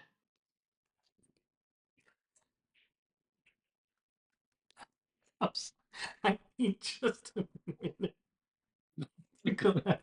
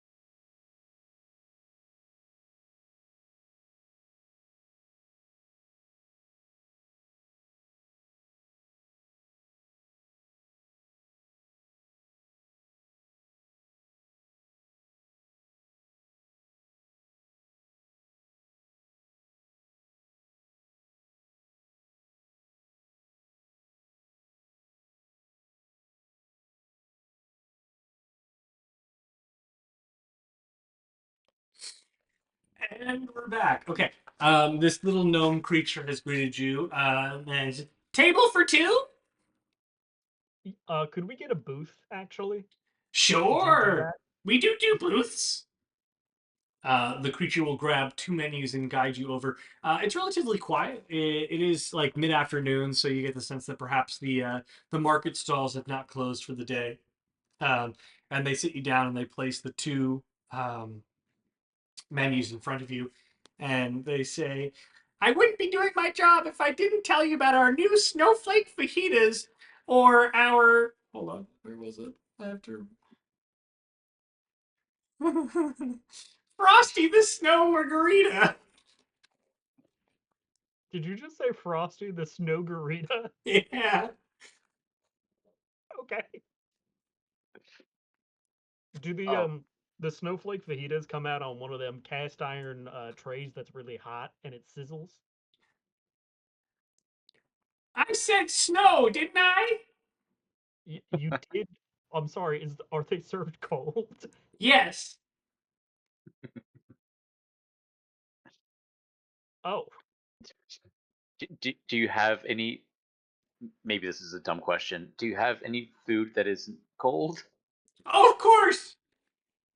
I would also recommend our hot toddy mojitos or our sleigh bell sangria to accompany one of our hot meals, like one of our famous burgers.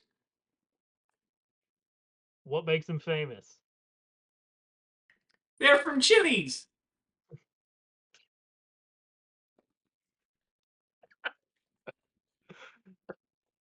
I will have a sleigh bell sangria and one of them famous Chili's burgers. Okay, we also have the Santa Fe Snowman Burger. Is that cold? No, it's warm. Okay, it's just last time there was snow in the name of something, it was cold, so sorry.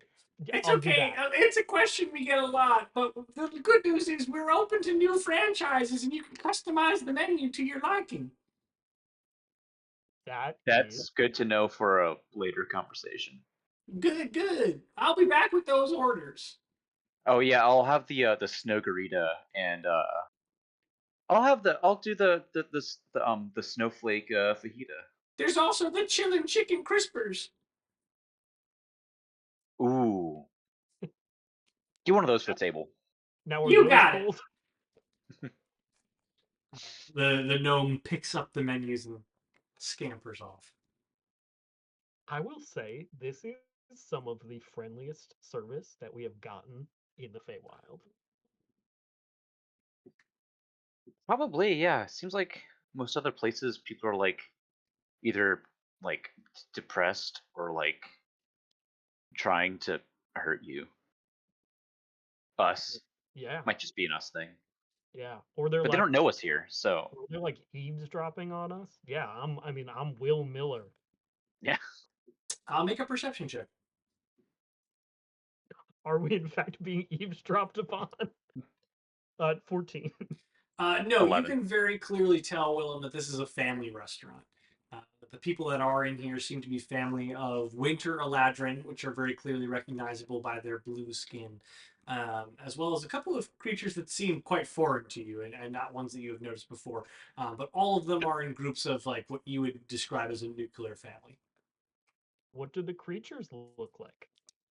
It's difficult for you to understand what they are, but a couple of them are. They appear to be gnome-esque, but they have longer bodies and fatter heads. There are also a couple of more hardier dwarves that seem to have very pale skin. So the person who is serving us is indeed a frail gnome, not a creature. Correct.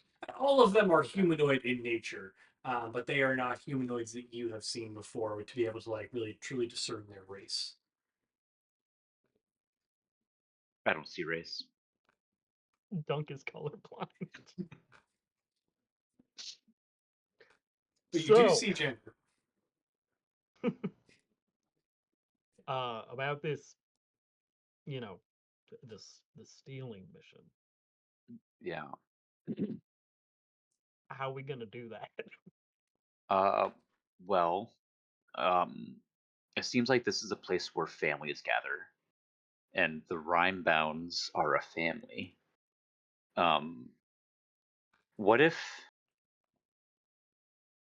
Do you think maybe we could like pay this gnome to like let us know if he knows if the Rhimebound family is here? Okay. Yes, and what if we buy this franchise? We sponsor a contest because we have newly bought the franchise. The contest is families eat free. One family eats free for a year. We rig it so the Rhymebound family wins the contest. They come to Chili's to eat their meal. We steal their rock. It seems like a very long time to set up just finding out who the Rhymebound family is. Oh, this isn't just finding out who they are, man. This is giving us an opening to steal their rock. Do they keep the rock on them? I think it's kept in the manor, but this is one of those things that we don't really have details on. Um, Also, we don't know why this stone is important to Voss or to them, other than I guess it's a family heirloom. Also, we're speaking in relatively hushed tones, and if somebody comes by, we're gonna start talking about, I don't know, the journey to It Ebern. it is it's a relatively quiet afternoon at Chili's. However, the after some time, your waiter does bring by the plate of chilled chicken crispers and your drinks, the snowman, the snow margarita, and the what did you order, Willem? I ordered the Santa Fe Snow Burger or whatever it was called, Yep. and Sleigh Bell Sangria. So that's right. The Slade Bell Sangria. Starting off with drinks and an appetizer, and your entrees will come Is later. this place also Christmas themed? It's winter themed. I associate winter with Christmas, so it's like I can't really. You'll find a lot of Santa references in the Court of Winter, and yeah. So the waiter approaches with your drinks and your crispers. I'll get you started, and I'll be sure to bring out the rest of your stuff when it's ready. Can I get you Thank. anything while you're waiting? I was actually wondering if you knew. I had a friend of a friend who said that, oh, if you ever find yourself in Yvern, you should check in on the Rhymebound family. Apparently, he was friends with, I don't know, one of them. Do you know where we could find them? Oh, sure. They live in Sleet Glen like all the other rich folk. Did you say Sleep Glen? Yeah. Okay, cool. What do you know about them? Are they nice folk? Their daughters come in every now and then. She likes the triple dipper. But, they I don't guess. really eat here. They're kind of, well, respectfully above Chili's. They eat at some of the finer establishments. Easy now. This is a very fine establishment. Oh, thank you. But we are family friendly, catering to the more budget and, middle class tier of our city's fair citizenry. You serve good food at a respectful price, and that is nothing to be ashamed of. We're not ashamed of it, but thanks. Good, don't be. But yeah, they're So good folk. okay, great. So So Sleep Glen, and the daughter stops in here sometimes. What's her name? Helena. Helena Rhymebound. Well, actually, she's not a rhyme bound. Oh, is she married to somebody?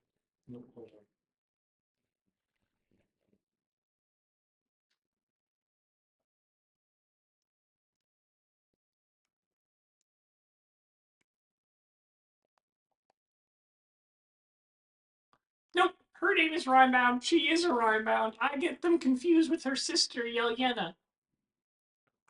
She Yo was, Yena? Yelena. Yell yeah, Yena. yeah. Okay. Yes. Yelena's not around anymore. She moved away. Um, Not really sure why, but, well, to be, well, it's not my business to say. Oh, come on. What's a little gossip between friends? Make a persuasion check. I'll buy another appetizer. Oh, you can roll a persuasion check with advantage. Uh, 17. Okay. Well, Yelena is of another marriage, born out of wedlock. Yes, so um, it's things were a little finicky, but she kept her mother's maiden name. Fascinating. Yeah, And she moved away. She's not here anymore. not here anymore. Just Helena and the two parents. Okay. I will make sure to keep that in mind. Thank you very much. Indeed. And what was that second appetizer going to be? Oh, uh, I guess some of the Cajun egg rolls. Oh, we don't carry those at this location. Oh no. You mean the Kris Kringle Cajun egg rolls? uh, Okay, um, hold on. we call them southeastern egg rolls here. That doesn't seem very on brand for your whole winter thing. Well, we're south and we're The east. South Yeah. Pole egg rolls.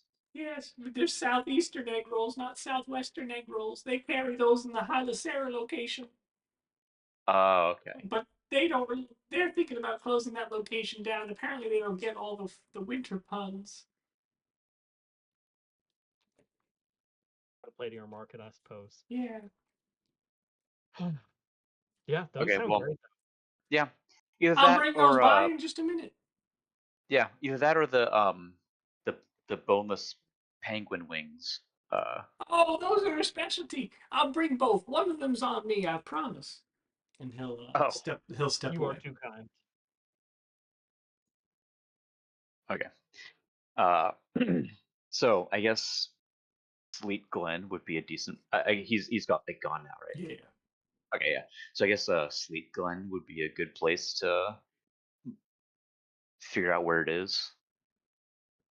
Yep. Um,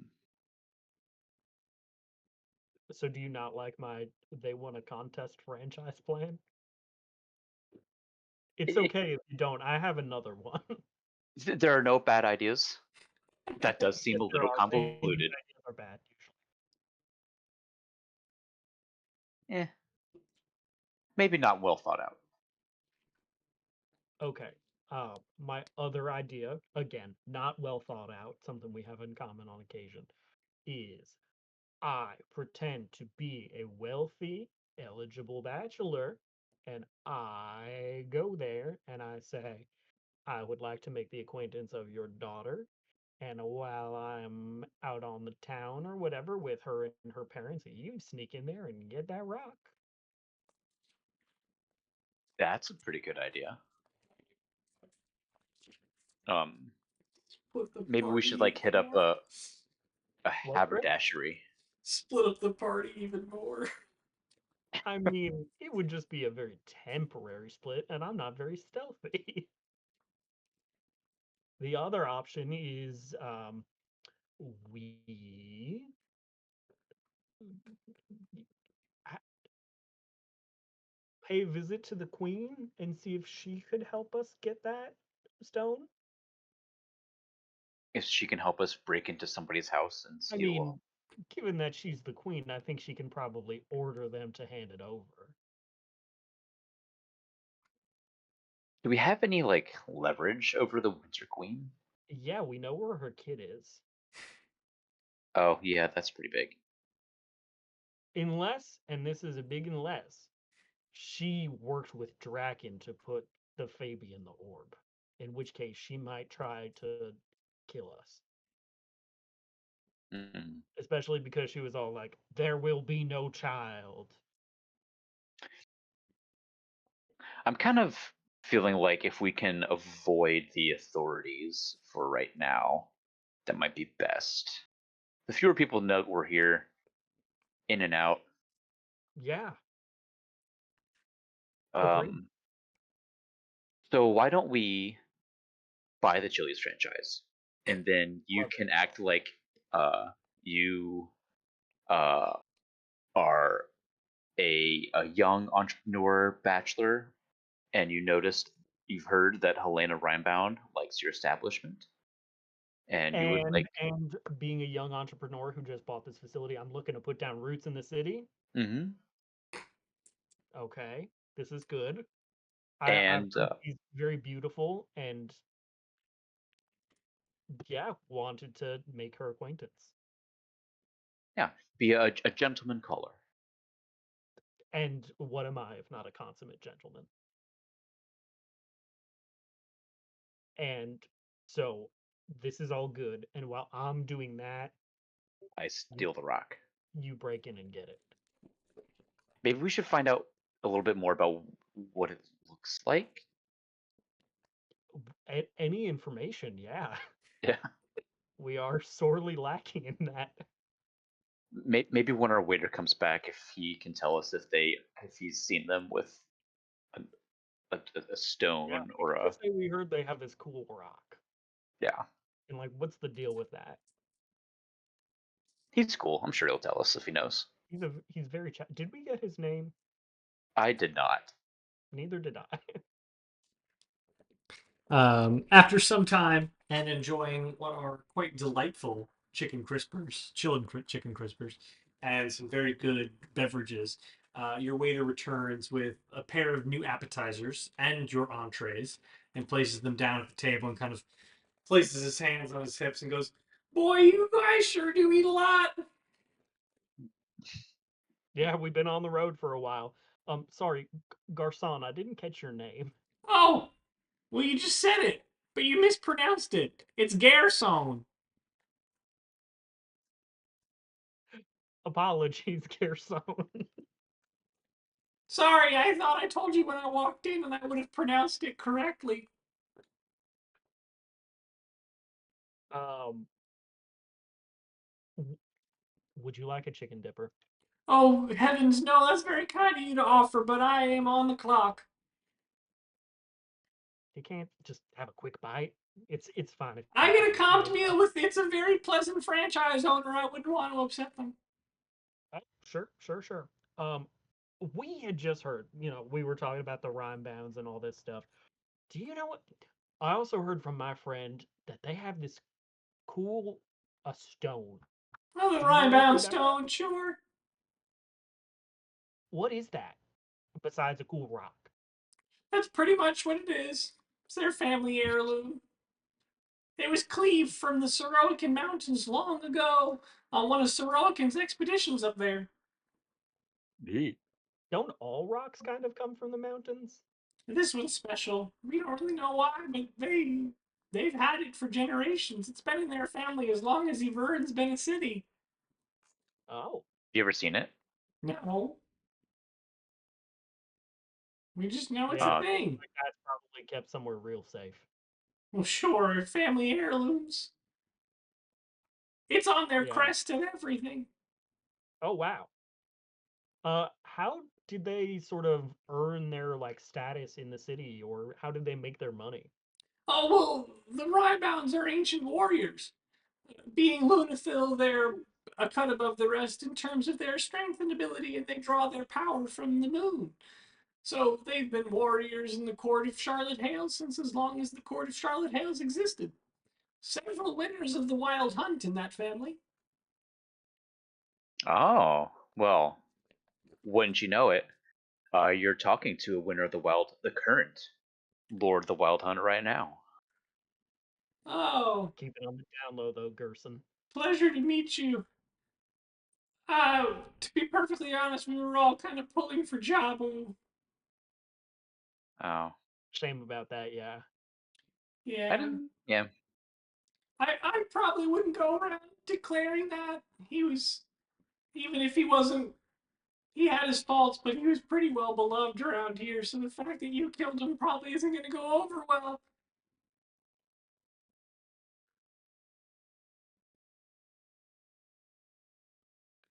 History check. I didn't kill him, right? Like he wasn't there. You did not kill him, no. Yeah. Did he die? Not that you're aware of. Interesting. He Okay. probably is burdened with great shame. Gerson, I'm gonna let you in on a little secret. What's that? We came here to buy this Chili's franchise. Whoa! I'm like the totally wrong person to be talking about that. Well, you've been very helpful with information so far, so I was just wondering if you also knew. Um, I've heard that Helena Rhimebound is very beautiful and somebody looking to put down roots in this town. I was just wondering if you knew if she happened to be eligible.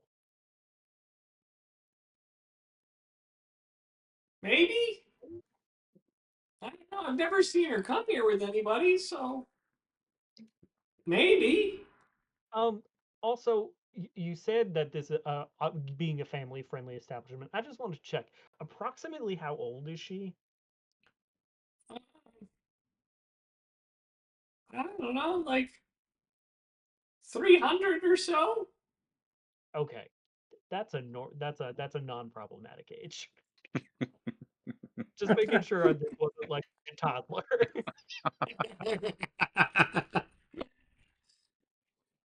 um, Great. Well, if we do buy this Chili's franchise, you might be looking at a promotion to general manager.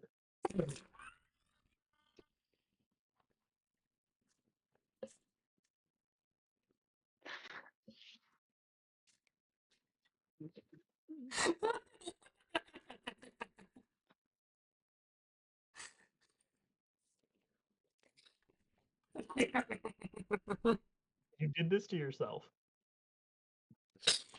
Oh.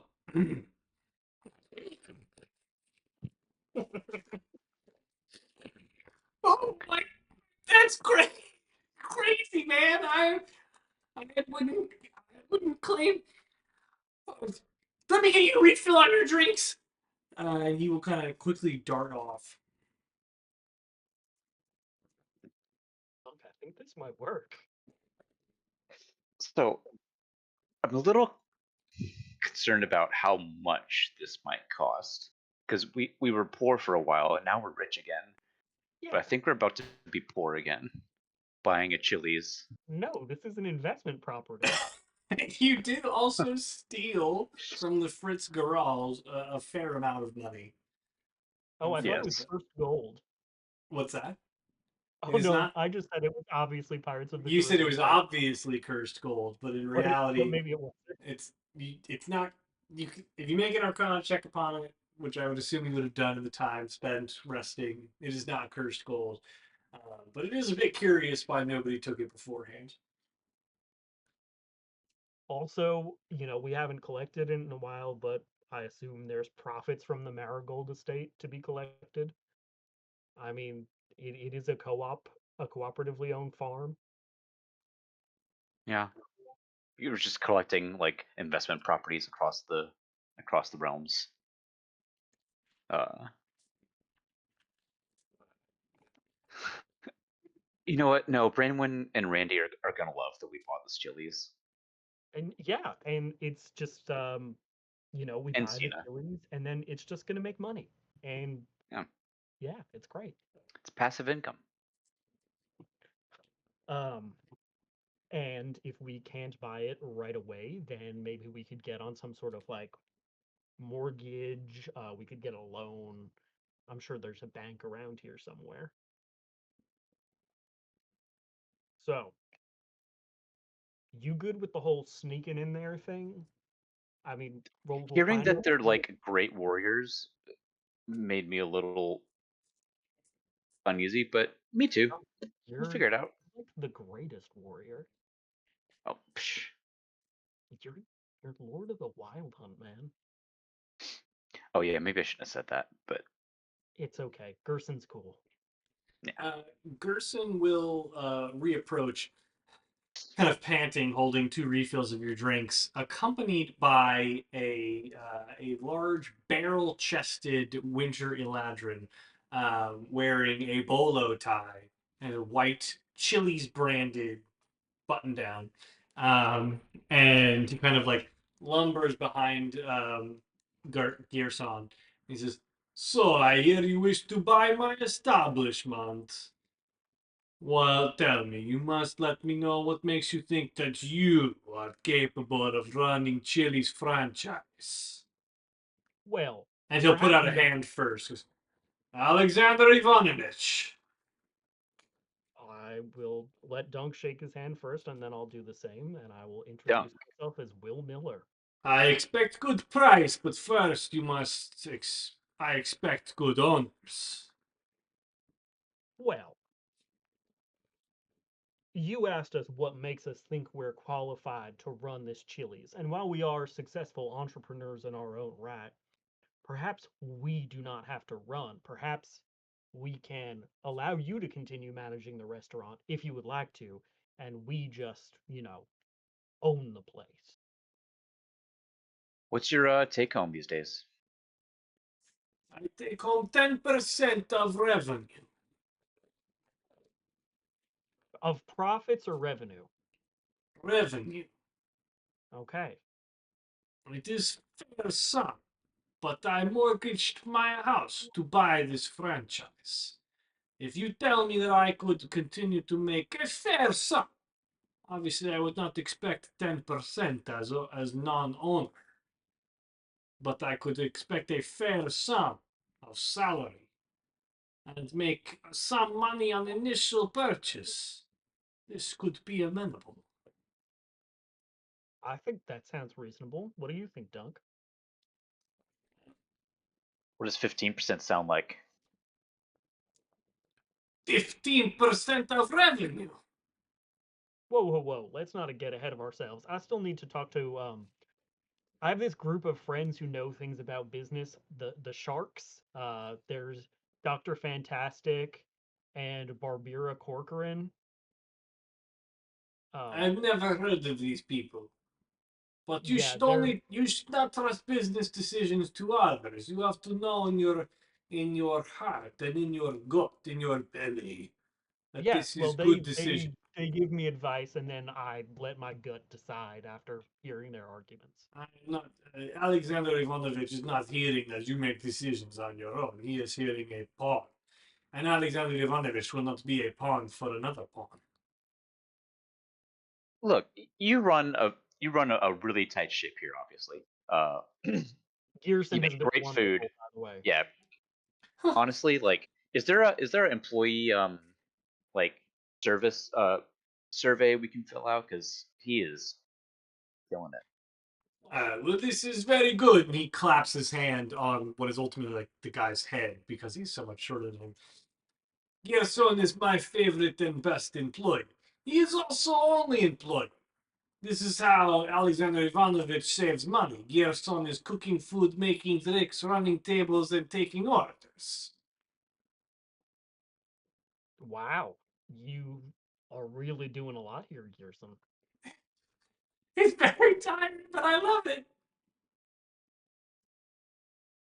Um, So uh, I make you a deal instead, since you two do not seem prepared to make deal. You give Alexander Ivanovich 5% of revenue and 30,000 gold for Chili's franchise. 10,000 of which goes to me. 20,000 for establishment. Do we Yes, have well, a deal?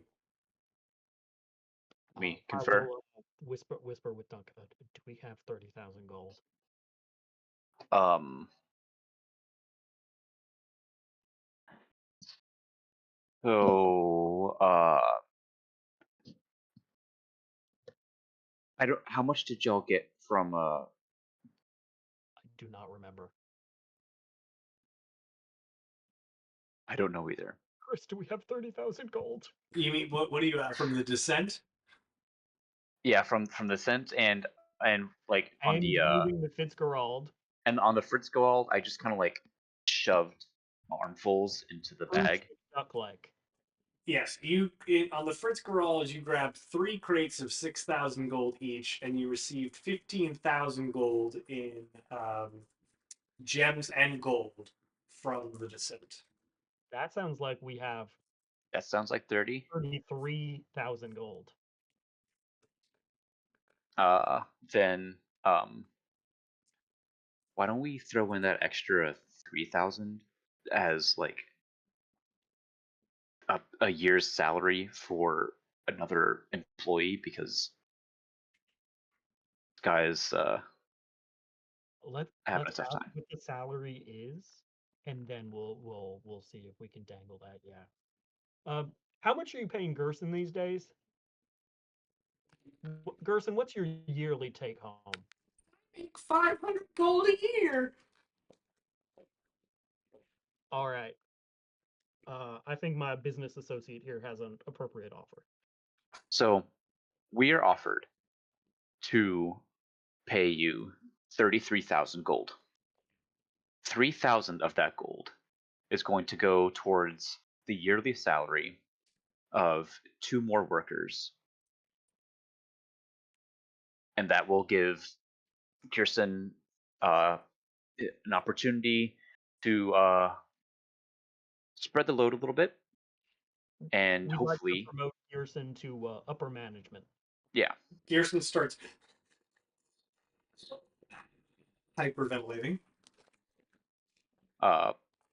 you'll be making more food faster, and so moving that 10% of revenue down to 5%, you're easily going to make up for that by selling more food faster. And may I also mention, you don't have to work. This is passive income, my friend. Alexander Ivanovich takes this offer. He gives you 5% of his 10%, takes the 5 and 10,000 gold. 20,000 goes towards paying franchise fee and business expenses. Additional 3,000 brings Gerson and 2 new employees, of which I will hire alongside Gerson, to 1,000 gold per year. We have an accord. And he'll stick out his beefy hand. I'm gonna grab Willem's hand in mine and shake it and do like a really awkward 3-person handshake. What Alexander say you all Ivanovich to is very round grateful that you of- came into his chilies tonight. What say you all to a round of sleigh bell sangrias? Ah, bring them here, behind the bar. We serve ourselves. Oh, this is great. All right. He takes you behind the bar of the Chili's. A couple of the guests kind of look around and see Alexander Ivanovich cheering, and they kind of go. And yeah, you treat yourselves to some sleigh You know bell what? sangria, and A round for everybody. all right. Why not? Yeah. The bar then kind of explodes in a much happier applause. You all are the proud owners of the part of Yvern? Yes, Chili's Evern. What part of you? But it's only one of them. You've purchased one of Yes. them, and so you are Are now there the multiple Chili's in Evern? yes, you are now the proud owner of the Frost's Run Chili's. Frost Run Chilies. Yep.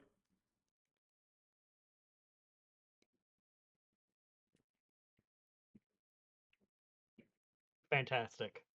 We solved his Chili's puzzle. We both invented and solved the Chili's puzzle. Yeah. After a couple of rounds of drinks, Ivanovich will turn to you. These are keys to back office. Inside you find customer records and ordering guidelines, and of course any outstanding invoices that must be paid. But I will ensure these are taken care of with 20,000 gold investment fund. Good. You're not like drowning in debt or anything? Probably No, the cash, store is quite profitable. In my Excellent. 10% income, I make quite a bit. But now we split it, and you have 5%. Yeah. Perhaps in future you buy me out entirely. We'll see. Maybe. It's a distinct. You seem like a family man, Alexander? Are you? I have 12 children. Oof, 12 kids. That's a lot. Running this Yes. place, you probably don't get to spend a ton of time with them, huh? Oh, no, I spent plenty of time. They come here, dine with Alexander Ivanovich. Oh, well, maybe, with if we buy you out, you can take those kids on a vacation somewhere.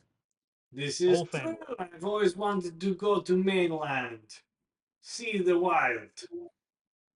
Alexander, I have to bring it up. I'm sort of I'm a family oriented man myself, and I've heard that this Helena Rhimebound is quite a prize. Do you know anything about her?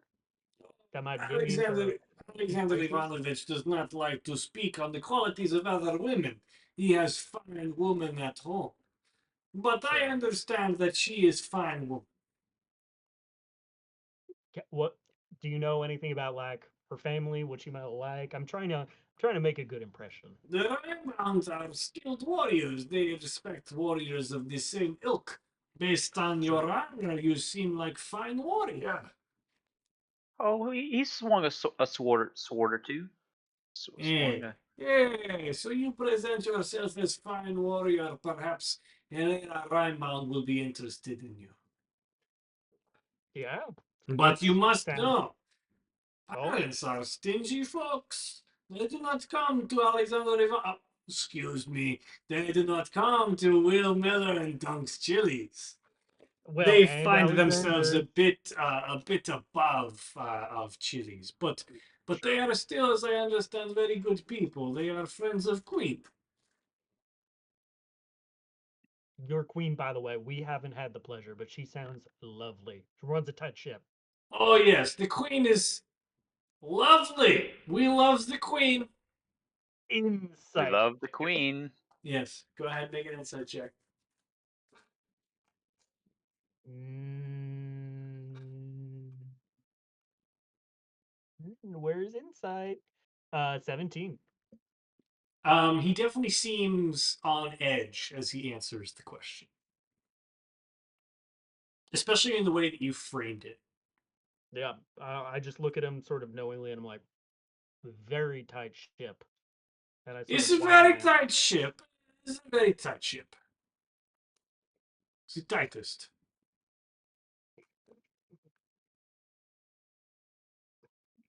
I take it the queen doesn't make it down to the frost run chilies ever either, huh? The Queen rarely leaves the palace, as I understand. But why would you want to leave a palace as grand as the Sablefrost? Well, I mean, just sample some of our fine food and beverages. Maybe she Uh, gets takeout. she may she may order Curry. the Chili's caravan car side to go, but I have Uh, never seen her yet. No. hmm, well, maybe we could change that someday, but for Perhaps. now, content ourselves with what we have, huh? And boy, do we Indeed. have something great here. Yeah. Yes, I feel the gods in this Chili's tonight. I feel as though Adara warms our hearth this evening. Oh, are you big Adara guy? I am a fan of the entire eight. The Pantheon is well respected in the city of Yvonne. Ah, yeah, love those gods. Make a deception check. They really Particularly at take care our. of us.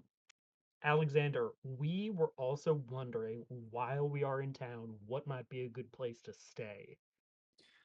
Yes, there are a number of inns and taverns that you might be interested in while you attempt to, how did you say, lay your roots? Is that it? This is a term I'm not familiar with. But if you were to find a fine tavern, there is the Whisper's End, especially if you were Okay, interested in staying within Sleep Glen. There is a small but popular place in Chilwell. It is the Blue Candle. Um, do you? Oh, okay, it would be foolish of me not to recommend Old Sorokin's Rest. It is the oldest tavern in Yvonne, and home to rugged mountain men such as yourself. You look like you enjoy a good mountain hike. And he kind of gestures at Dunk. Oh, we've hiked a mountain or two. Yes, yes. For any 3 of these, you find a warm bed and a good meal. Though not as good as the frost run chilies, but a good meal nonetheless. At the very most, it's a very warm bed and good people too. You have been so helpful, Alexander, and this has just been an absolute pleasure. I think my associate and I might take a walk around the city and burn off some of them chicken dippers. But we'll see you around. I'll see you around, friend. And he kind of like clasps your arm like this. We'll get a to-go box. All right. Packs up some of your food and sends you on your merry way. As you're leaving, he kind of goes, "I found you rich, my friend."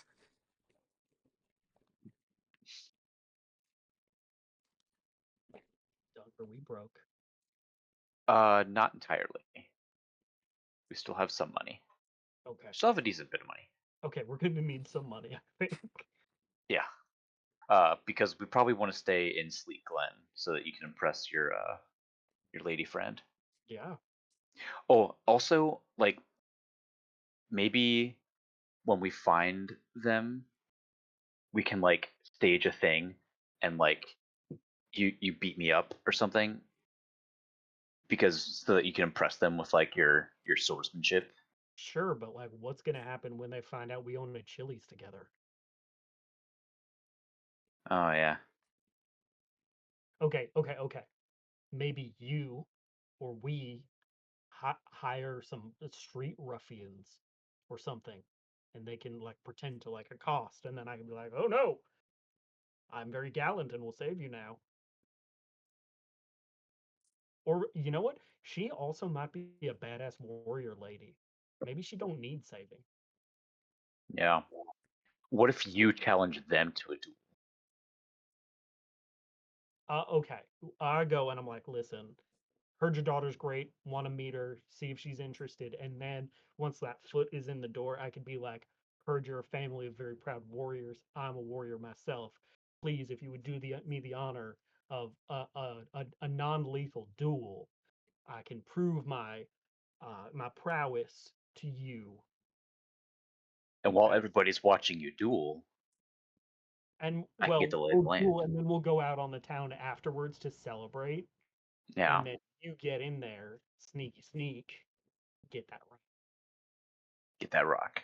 And then we get the fuck out of here before they find out what's going on.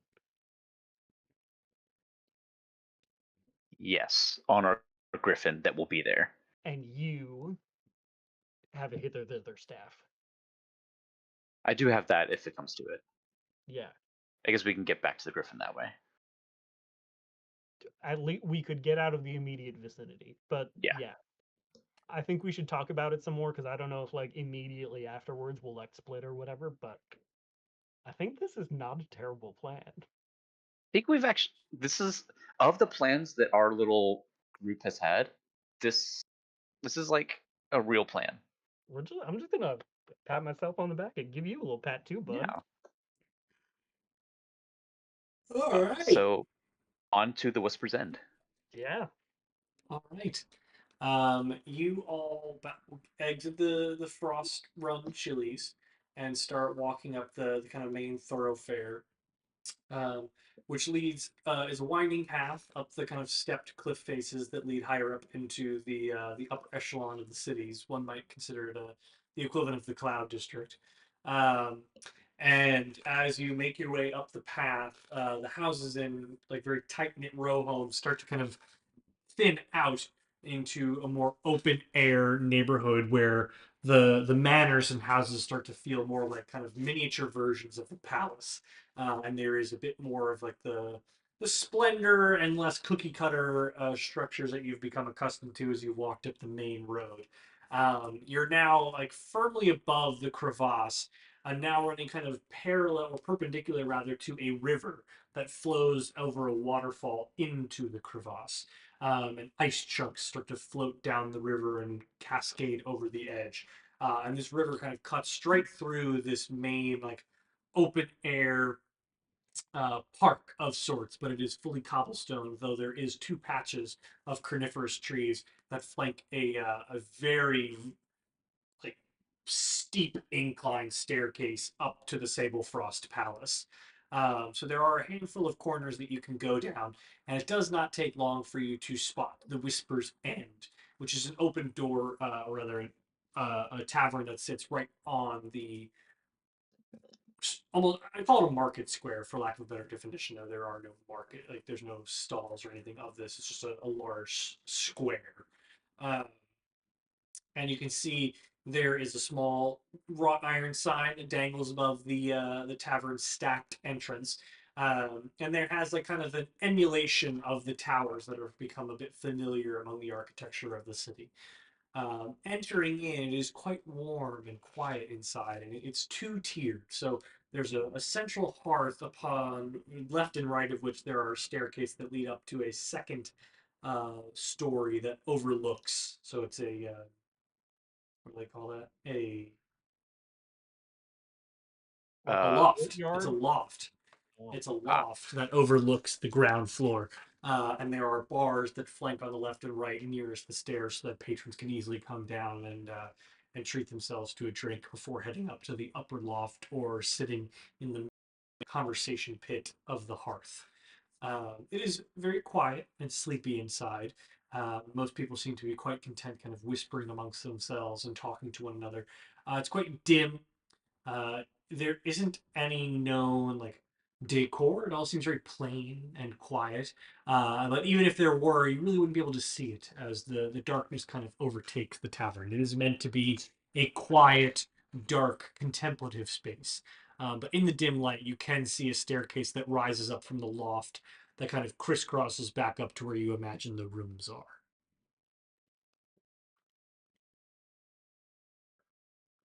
I want What to ask time a is it? clarifying question.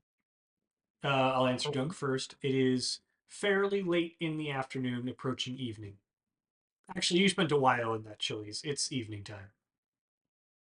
we're not trying to finish this tonight, right? Because No, it seems unlikely. yeah, Okay, no. No. just being clear. Thank you. Um, I guess we should go to the desk for service. Okay. You approach the bar, and a very thin female Eladrin kind of turns towards you. She's wearing a flowing blue, like, but a very form-fitting dress that fits her rather like kind of pin straight. She's almost has like a dancer's grace, where she kind of turns on her toes towards you as you approach. Welcome, travelers. I have not seen you at the Whisper's End prior. I am Evanescence, and I am pleased to serve you this evening. How may I be of service? Um, what would really bring me to life is a couple of drinks in a room. Ah, of course. Anything in particular, or may I treat you to one of our rare winterberry meads? Sorry, I'm reading the chat. One of our rare winterberry meads. That Um, sounds great. Terrific. And yes. is it a pair of rooms, or would you two like to share? Um, Of course, we have suites my available as well. my companion here is hoping to maybe uh court a lovely lady, so I will get my own room.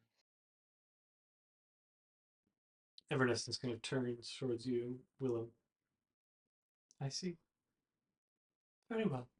The room's yours for the Golden Eve.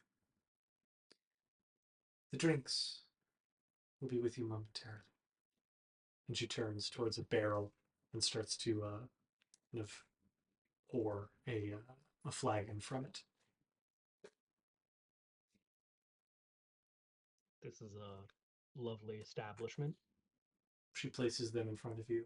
She's, 1 gold for the room, but you can pay upon departing, and I'll run you a tab. That sounds amenable. Enjoy. Do you like chilies? I've been known to go on occasion. I'm a bit surprised, if I can be honest. If you're planning to court a lady, it is not wise to judge them by their appearances or their personas.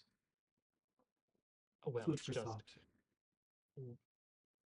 I appreciate the insight. It's working where you work, and I had heard that most people who frequent the Chili's are, a bit more rough and tumble.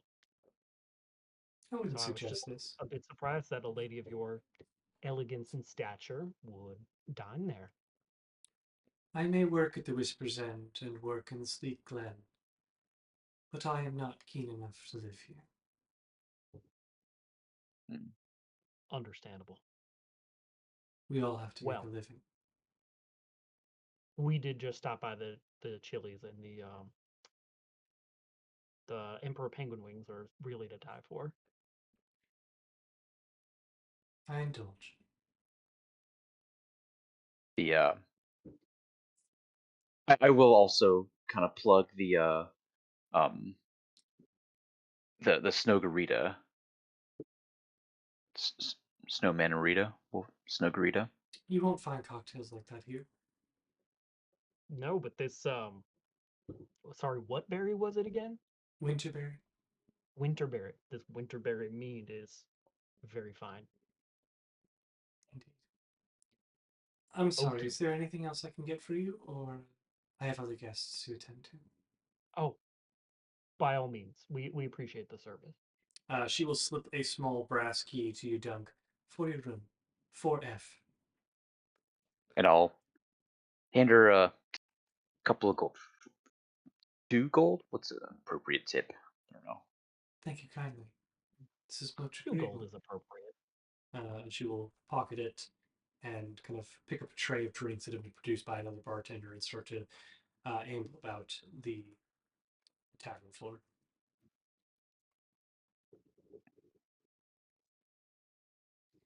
Um, Dunk, do you think we should try to talk with folks about around here and learn a little bit more? Or do you think we should maybe retire to the room to plan a bit more, Um, or a secret third thing?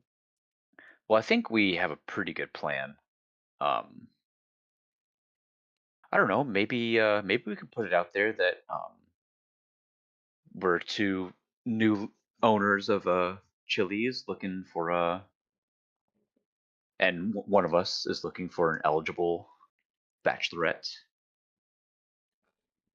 I, Uh, I I do worry a bit that it might come off a little bit uncouth. It could be one of those like, oh, wealth whispers, but like little money talks or whatever.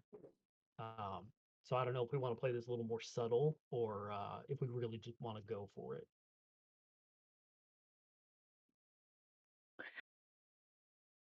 maybe subtle is the way to go. Maybe it's more of a brush into each other and kind of a try to set up like a meet cute. Uh, yeah, or perhaps we can find somebody who could make like a mutual acquaintance who could introduce me. We also like I don't know if we talked about this, but we probably want to keep you away from them so they don't get like suspicious. Yeah. Okay. Um, Um, sorry, what was our bartender's name again? didn't catch it. Evanescence. Oh Evan. right. Okay. Um, I will sort of flag her down when she's done waiting on other customers. Yes?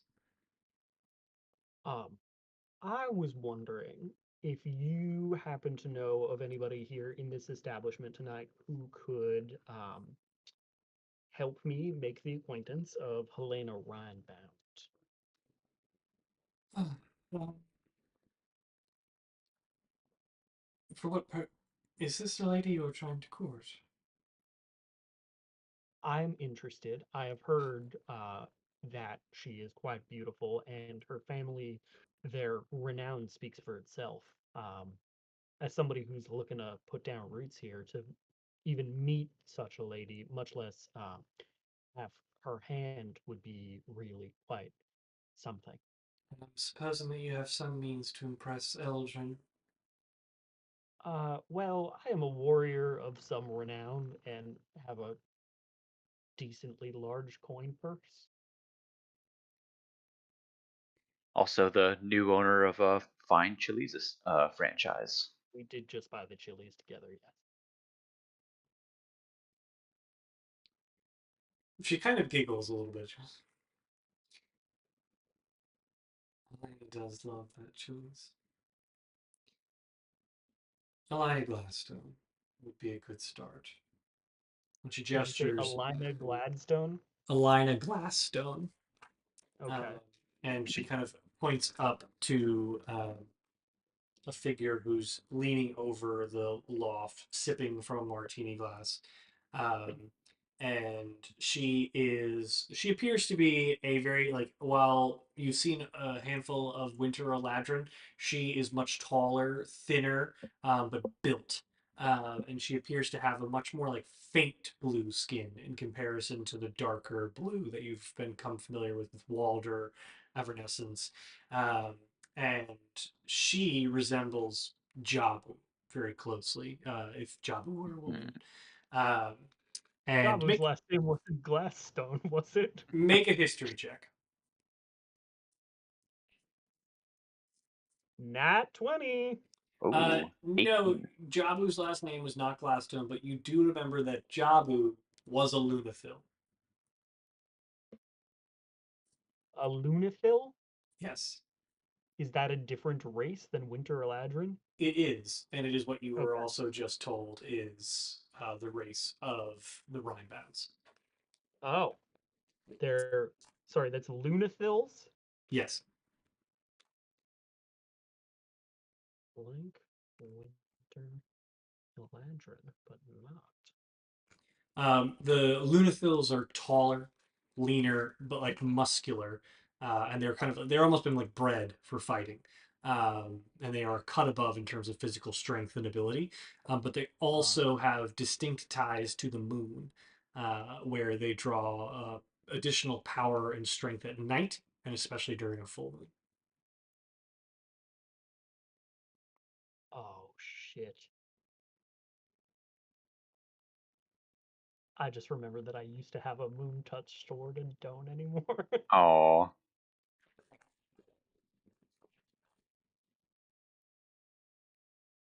All right. Well, I appreciate the insight. Thank you She's very friends much. with Helena. It might be able to help you. And if you should ever find yourself at the Frost Run Chili's, you should just tell Gerson that you are a friend of Will Miller and Dunks. And he will hook you up with the best sleigh ride sangria you've ever had. Thank you. I tend to visit the children, but maybe I'll make a trip downtown. It's a bit rough and tumble, Think but the about it. people there are good. Yeah. Under new management. All right. I am going to go acquaint myself with the lady. Dunk, are you going to come with me?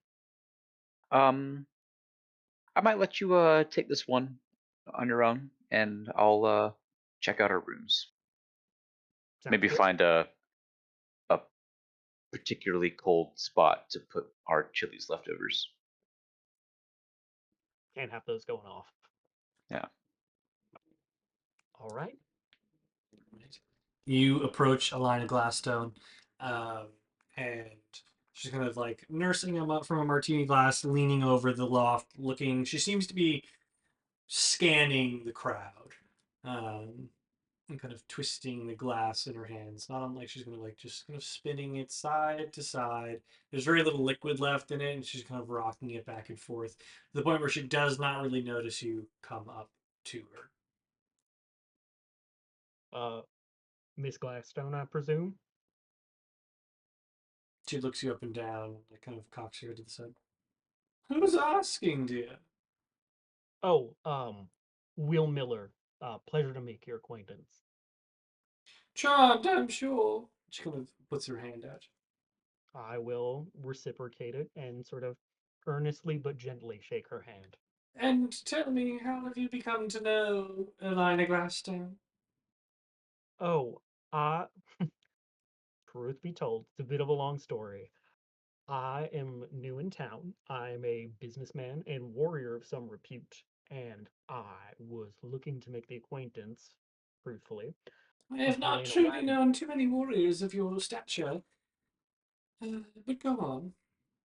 They tend to be taller. Well, if you can't tell from the whole way I look, I'm not really from the Winter Court. I heard that great things about Yvern and am interested in starting a life here. And I had heard that Helena Rhimebound was a very beautiful and possibly eligible woman from a well-regarded family.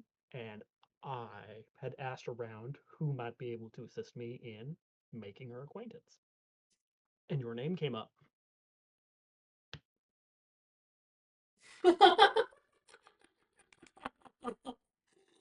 That's a pleasant. Oh goodness. Okay. Okay. So you're a traveling minstrel. This is a joke. No, I am a businessman and a warrior. Got the scars to prove it. Got the sword, the armor, the whole deal. But it's all part of an act. No, I am no minstrel. Oh dear. I'm so sorry. Oh God. Oh, God, forgive me. I'm sorry. It's just What are you, dear? Some kind of bastard human? I believe they call it.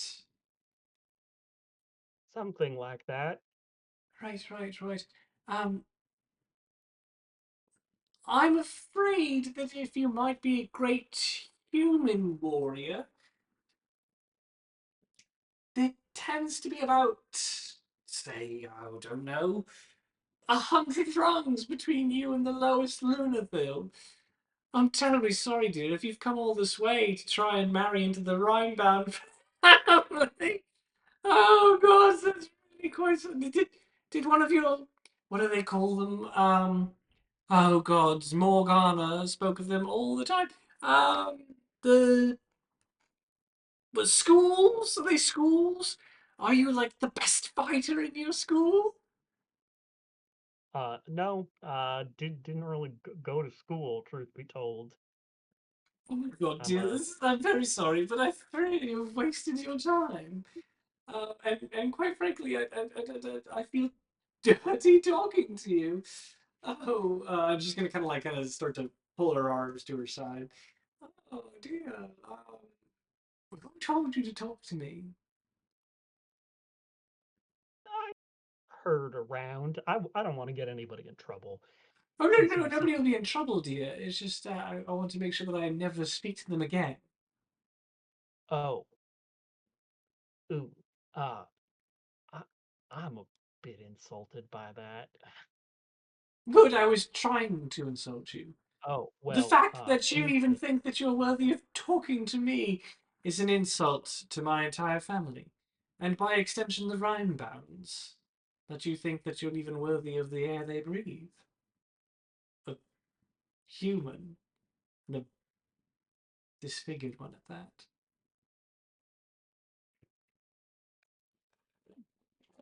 Hey Willem, I found a cool place to put our leftovers. Uh, Oh Skull Man. God, would you be? You as Dunk. muscle? Yes, this is Elina Glassstone. She's very well regarded here. A great warrior and friend of the women Oh, I hope to meet. though I am indeed a renowned warrior, I've left that behind some time ago. Clearly, whoever talked to you about me didn't tell you much about me. I own one of the most finer jewelry establishments in the entire city. Oh, A prospective businessman would expect to know such a thing, but I suppose I can't expect much from your kind. quite well. Maybe we'll pop in sometime. Oh, Dunk, I, I'm not sure if I, you could afford it. I'd prefer you didn't actually. Oh God. I appreciate the education you've given me here tonight. Yes. Um, A word of advice. how You might should not one? presume to speak to anyone in this city. The fact that you've made it this far is honestly quite surprising. And it speaks very highly of the gods. Well, money talks. Not here, darling. Clearly. But if I'm to understand you correctly, what does speak here is martial prowess. Among other things, your upbringing, your not being a Human. really anything of whatever the two you are. Yes, class matters here, darling. Well, if one were determined to put on a display of their martial prowess, how could one do that in this city in a savory and upstanding way?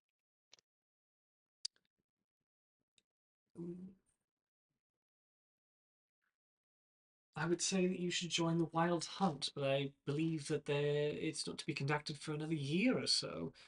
I heard the most dreadful figure won it. But fighting pits and coliseums like those disgusting summer trash don't exist here. We are Of of course. a higher echelon of society. Um, we believe that fighting for display takes away from when you fight someone for real. You don't want them to know what you're capable of, darling. Understood. Sounds kind of cowardly to me. I will stifle a laugh. Subpar minds breed subpar thoughts. Now, if you're really done talking to me, even if you're not, I'm done talking to you. Um, Goodbye. And she will just kind of turn away from you, but stay exactly where she is.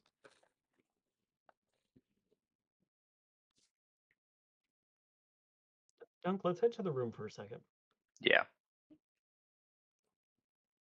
Sounds good.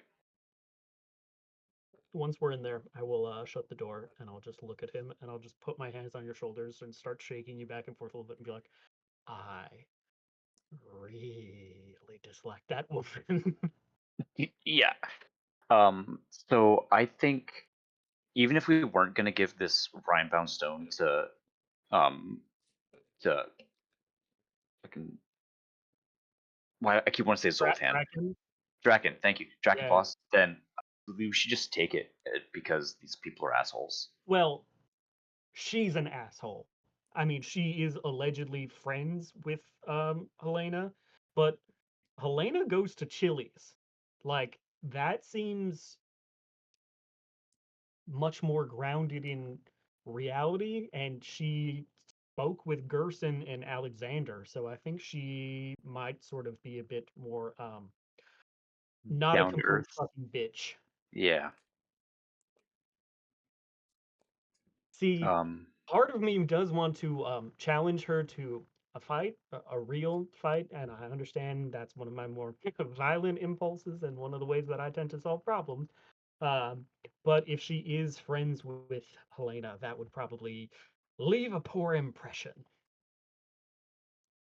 So, what do you think I should do? um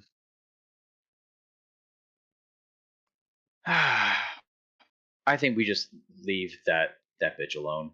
She's not important. Um I know we're getting sidetracked here and lots of missions, but I'm wondering if maybe we don't see if there's something big and nasty up in the mountains that we can kill to prove how strong we are or something like that, or if that would be too ostentatious here. Or mm, maybe there's a problem that needs solving around town, I don't know. Or I could just challenge somebody unpleasant, maybe somebody who's wronged the family to a fight, but if they're anything like she was, I'm not sure we'll get the time of day. yeah, we might need to figure out a little bit more about this family and figure out like is Helena free to court who she pleases? Uh Like, do we have to impress her? Do we have to impress her family? See, Dunk, we don't actually have to impress any of them. We just have to get them out of the house. That's also true. I'm trying not to live in the character of Will Miller too much, but I'm starting to like feel it a little bit. So why don't we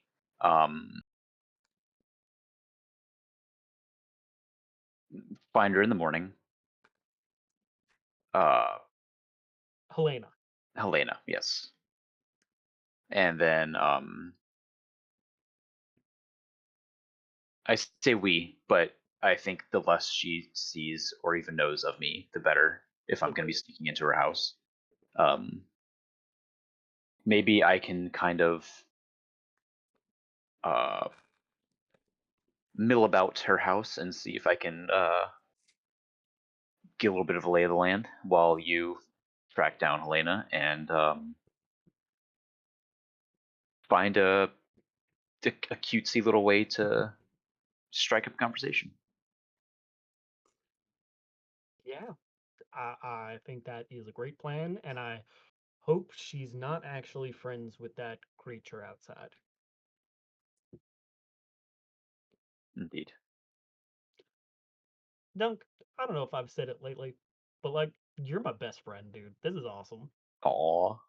I mean, to be clear, I think overall this is still like a bad plan, but like, nobody I'd rather be doing it with than you. I don't think there's a good plan here. Nope. And I You know what? find Randy very endearing, but you're the one that I want to be doing this with too. There is a good plan, and it's the one we hatched. Yeah. Yeah. Nobody else would have bought a Chili's. Nobody else would have bought a Chili's. Oh my god, can you imagine how Branwen would have been like, "What are you doing? I'm so angry all the time, and I have so many emotions." That's my And impression. then Stina would just be like, I hate y'all are dumb, and then kiss Branwen. And Yeah, that's all they Randy do. would just be reading his book. So Or yeah, going insane and smoking probably and pissing off his god. It's what they all tend to do. yeah. And then be like, "Oh, Willem, don't chop off so many heads. Okay, don't you make it know, like you."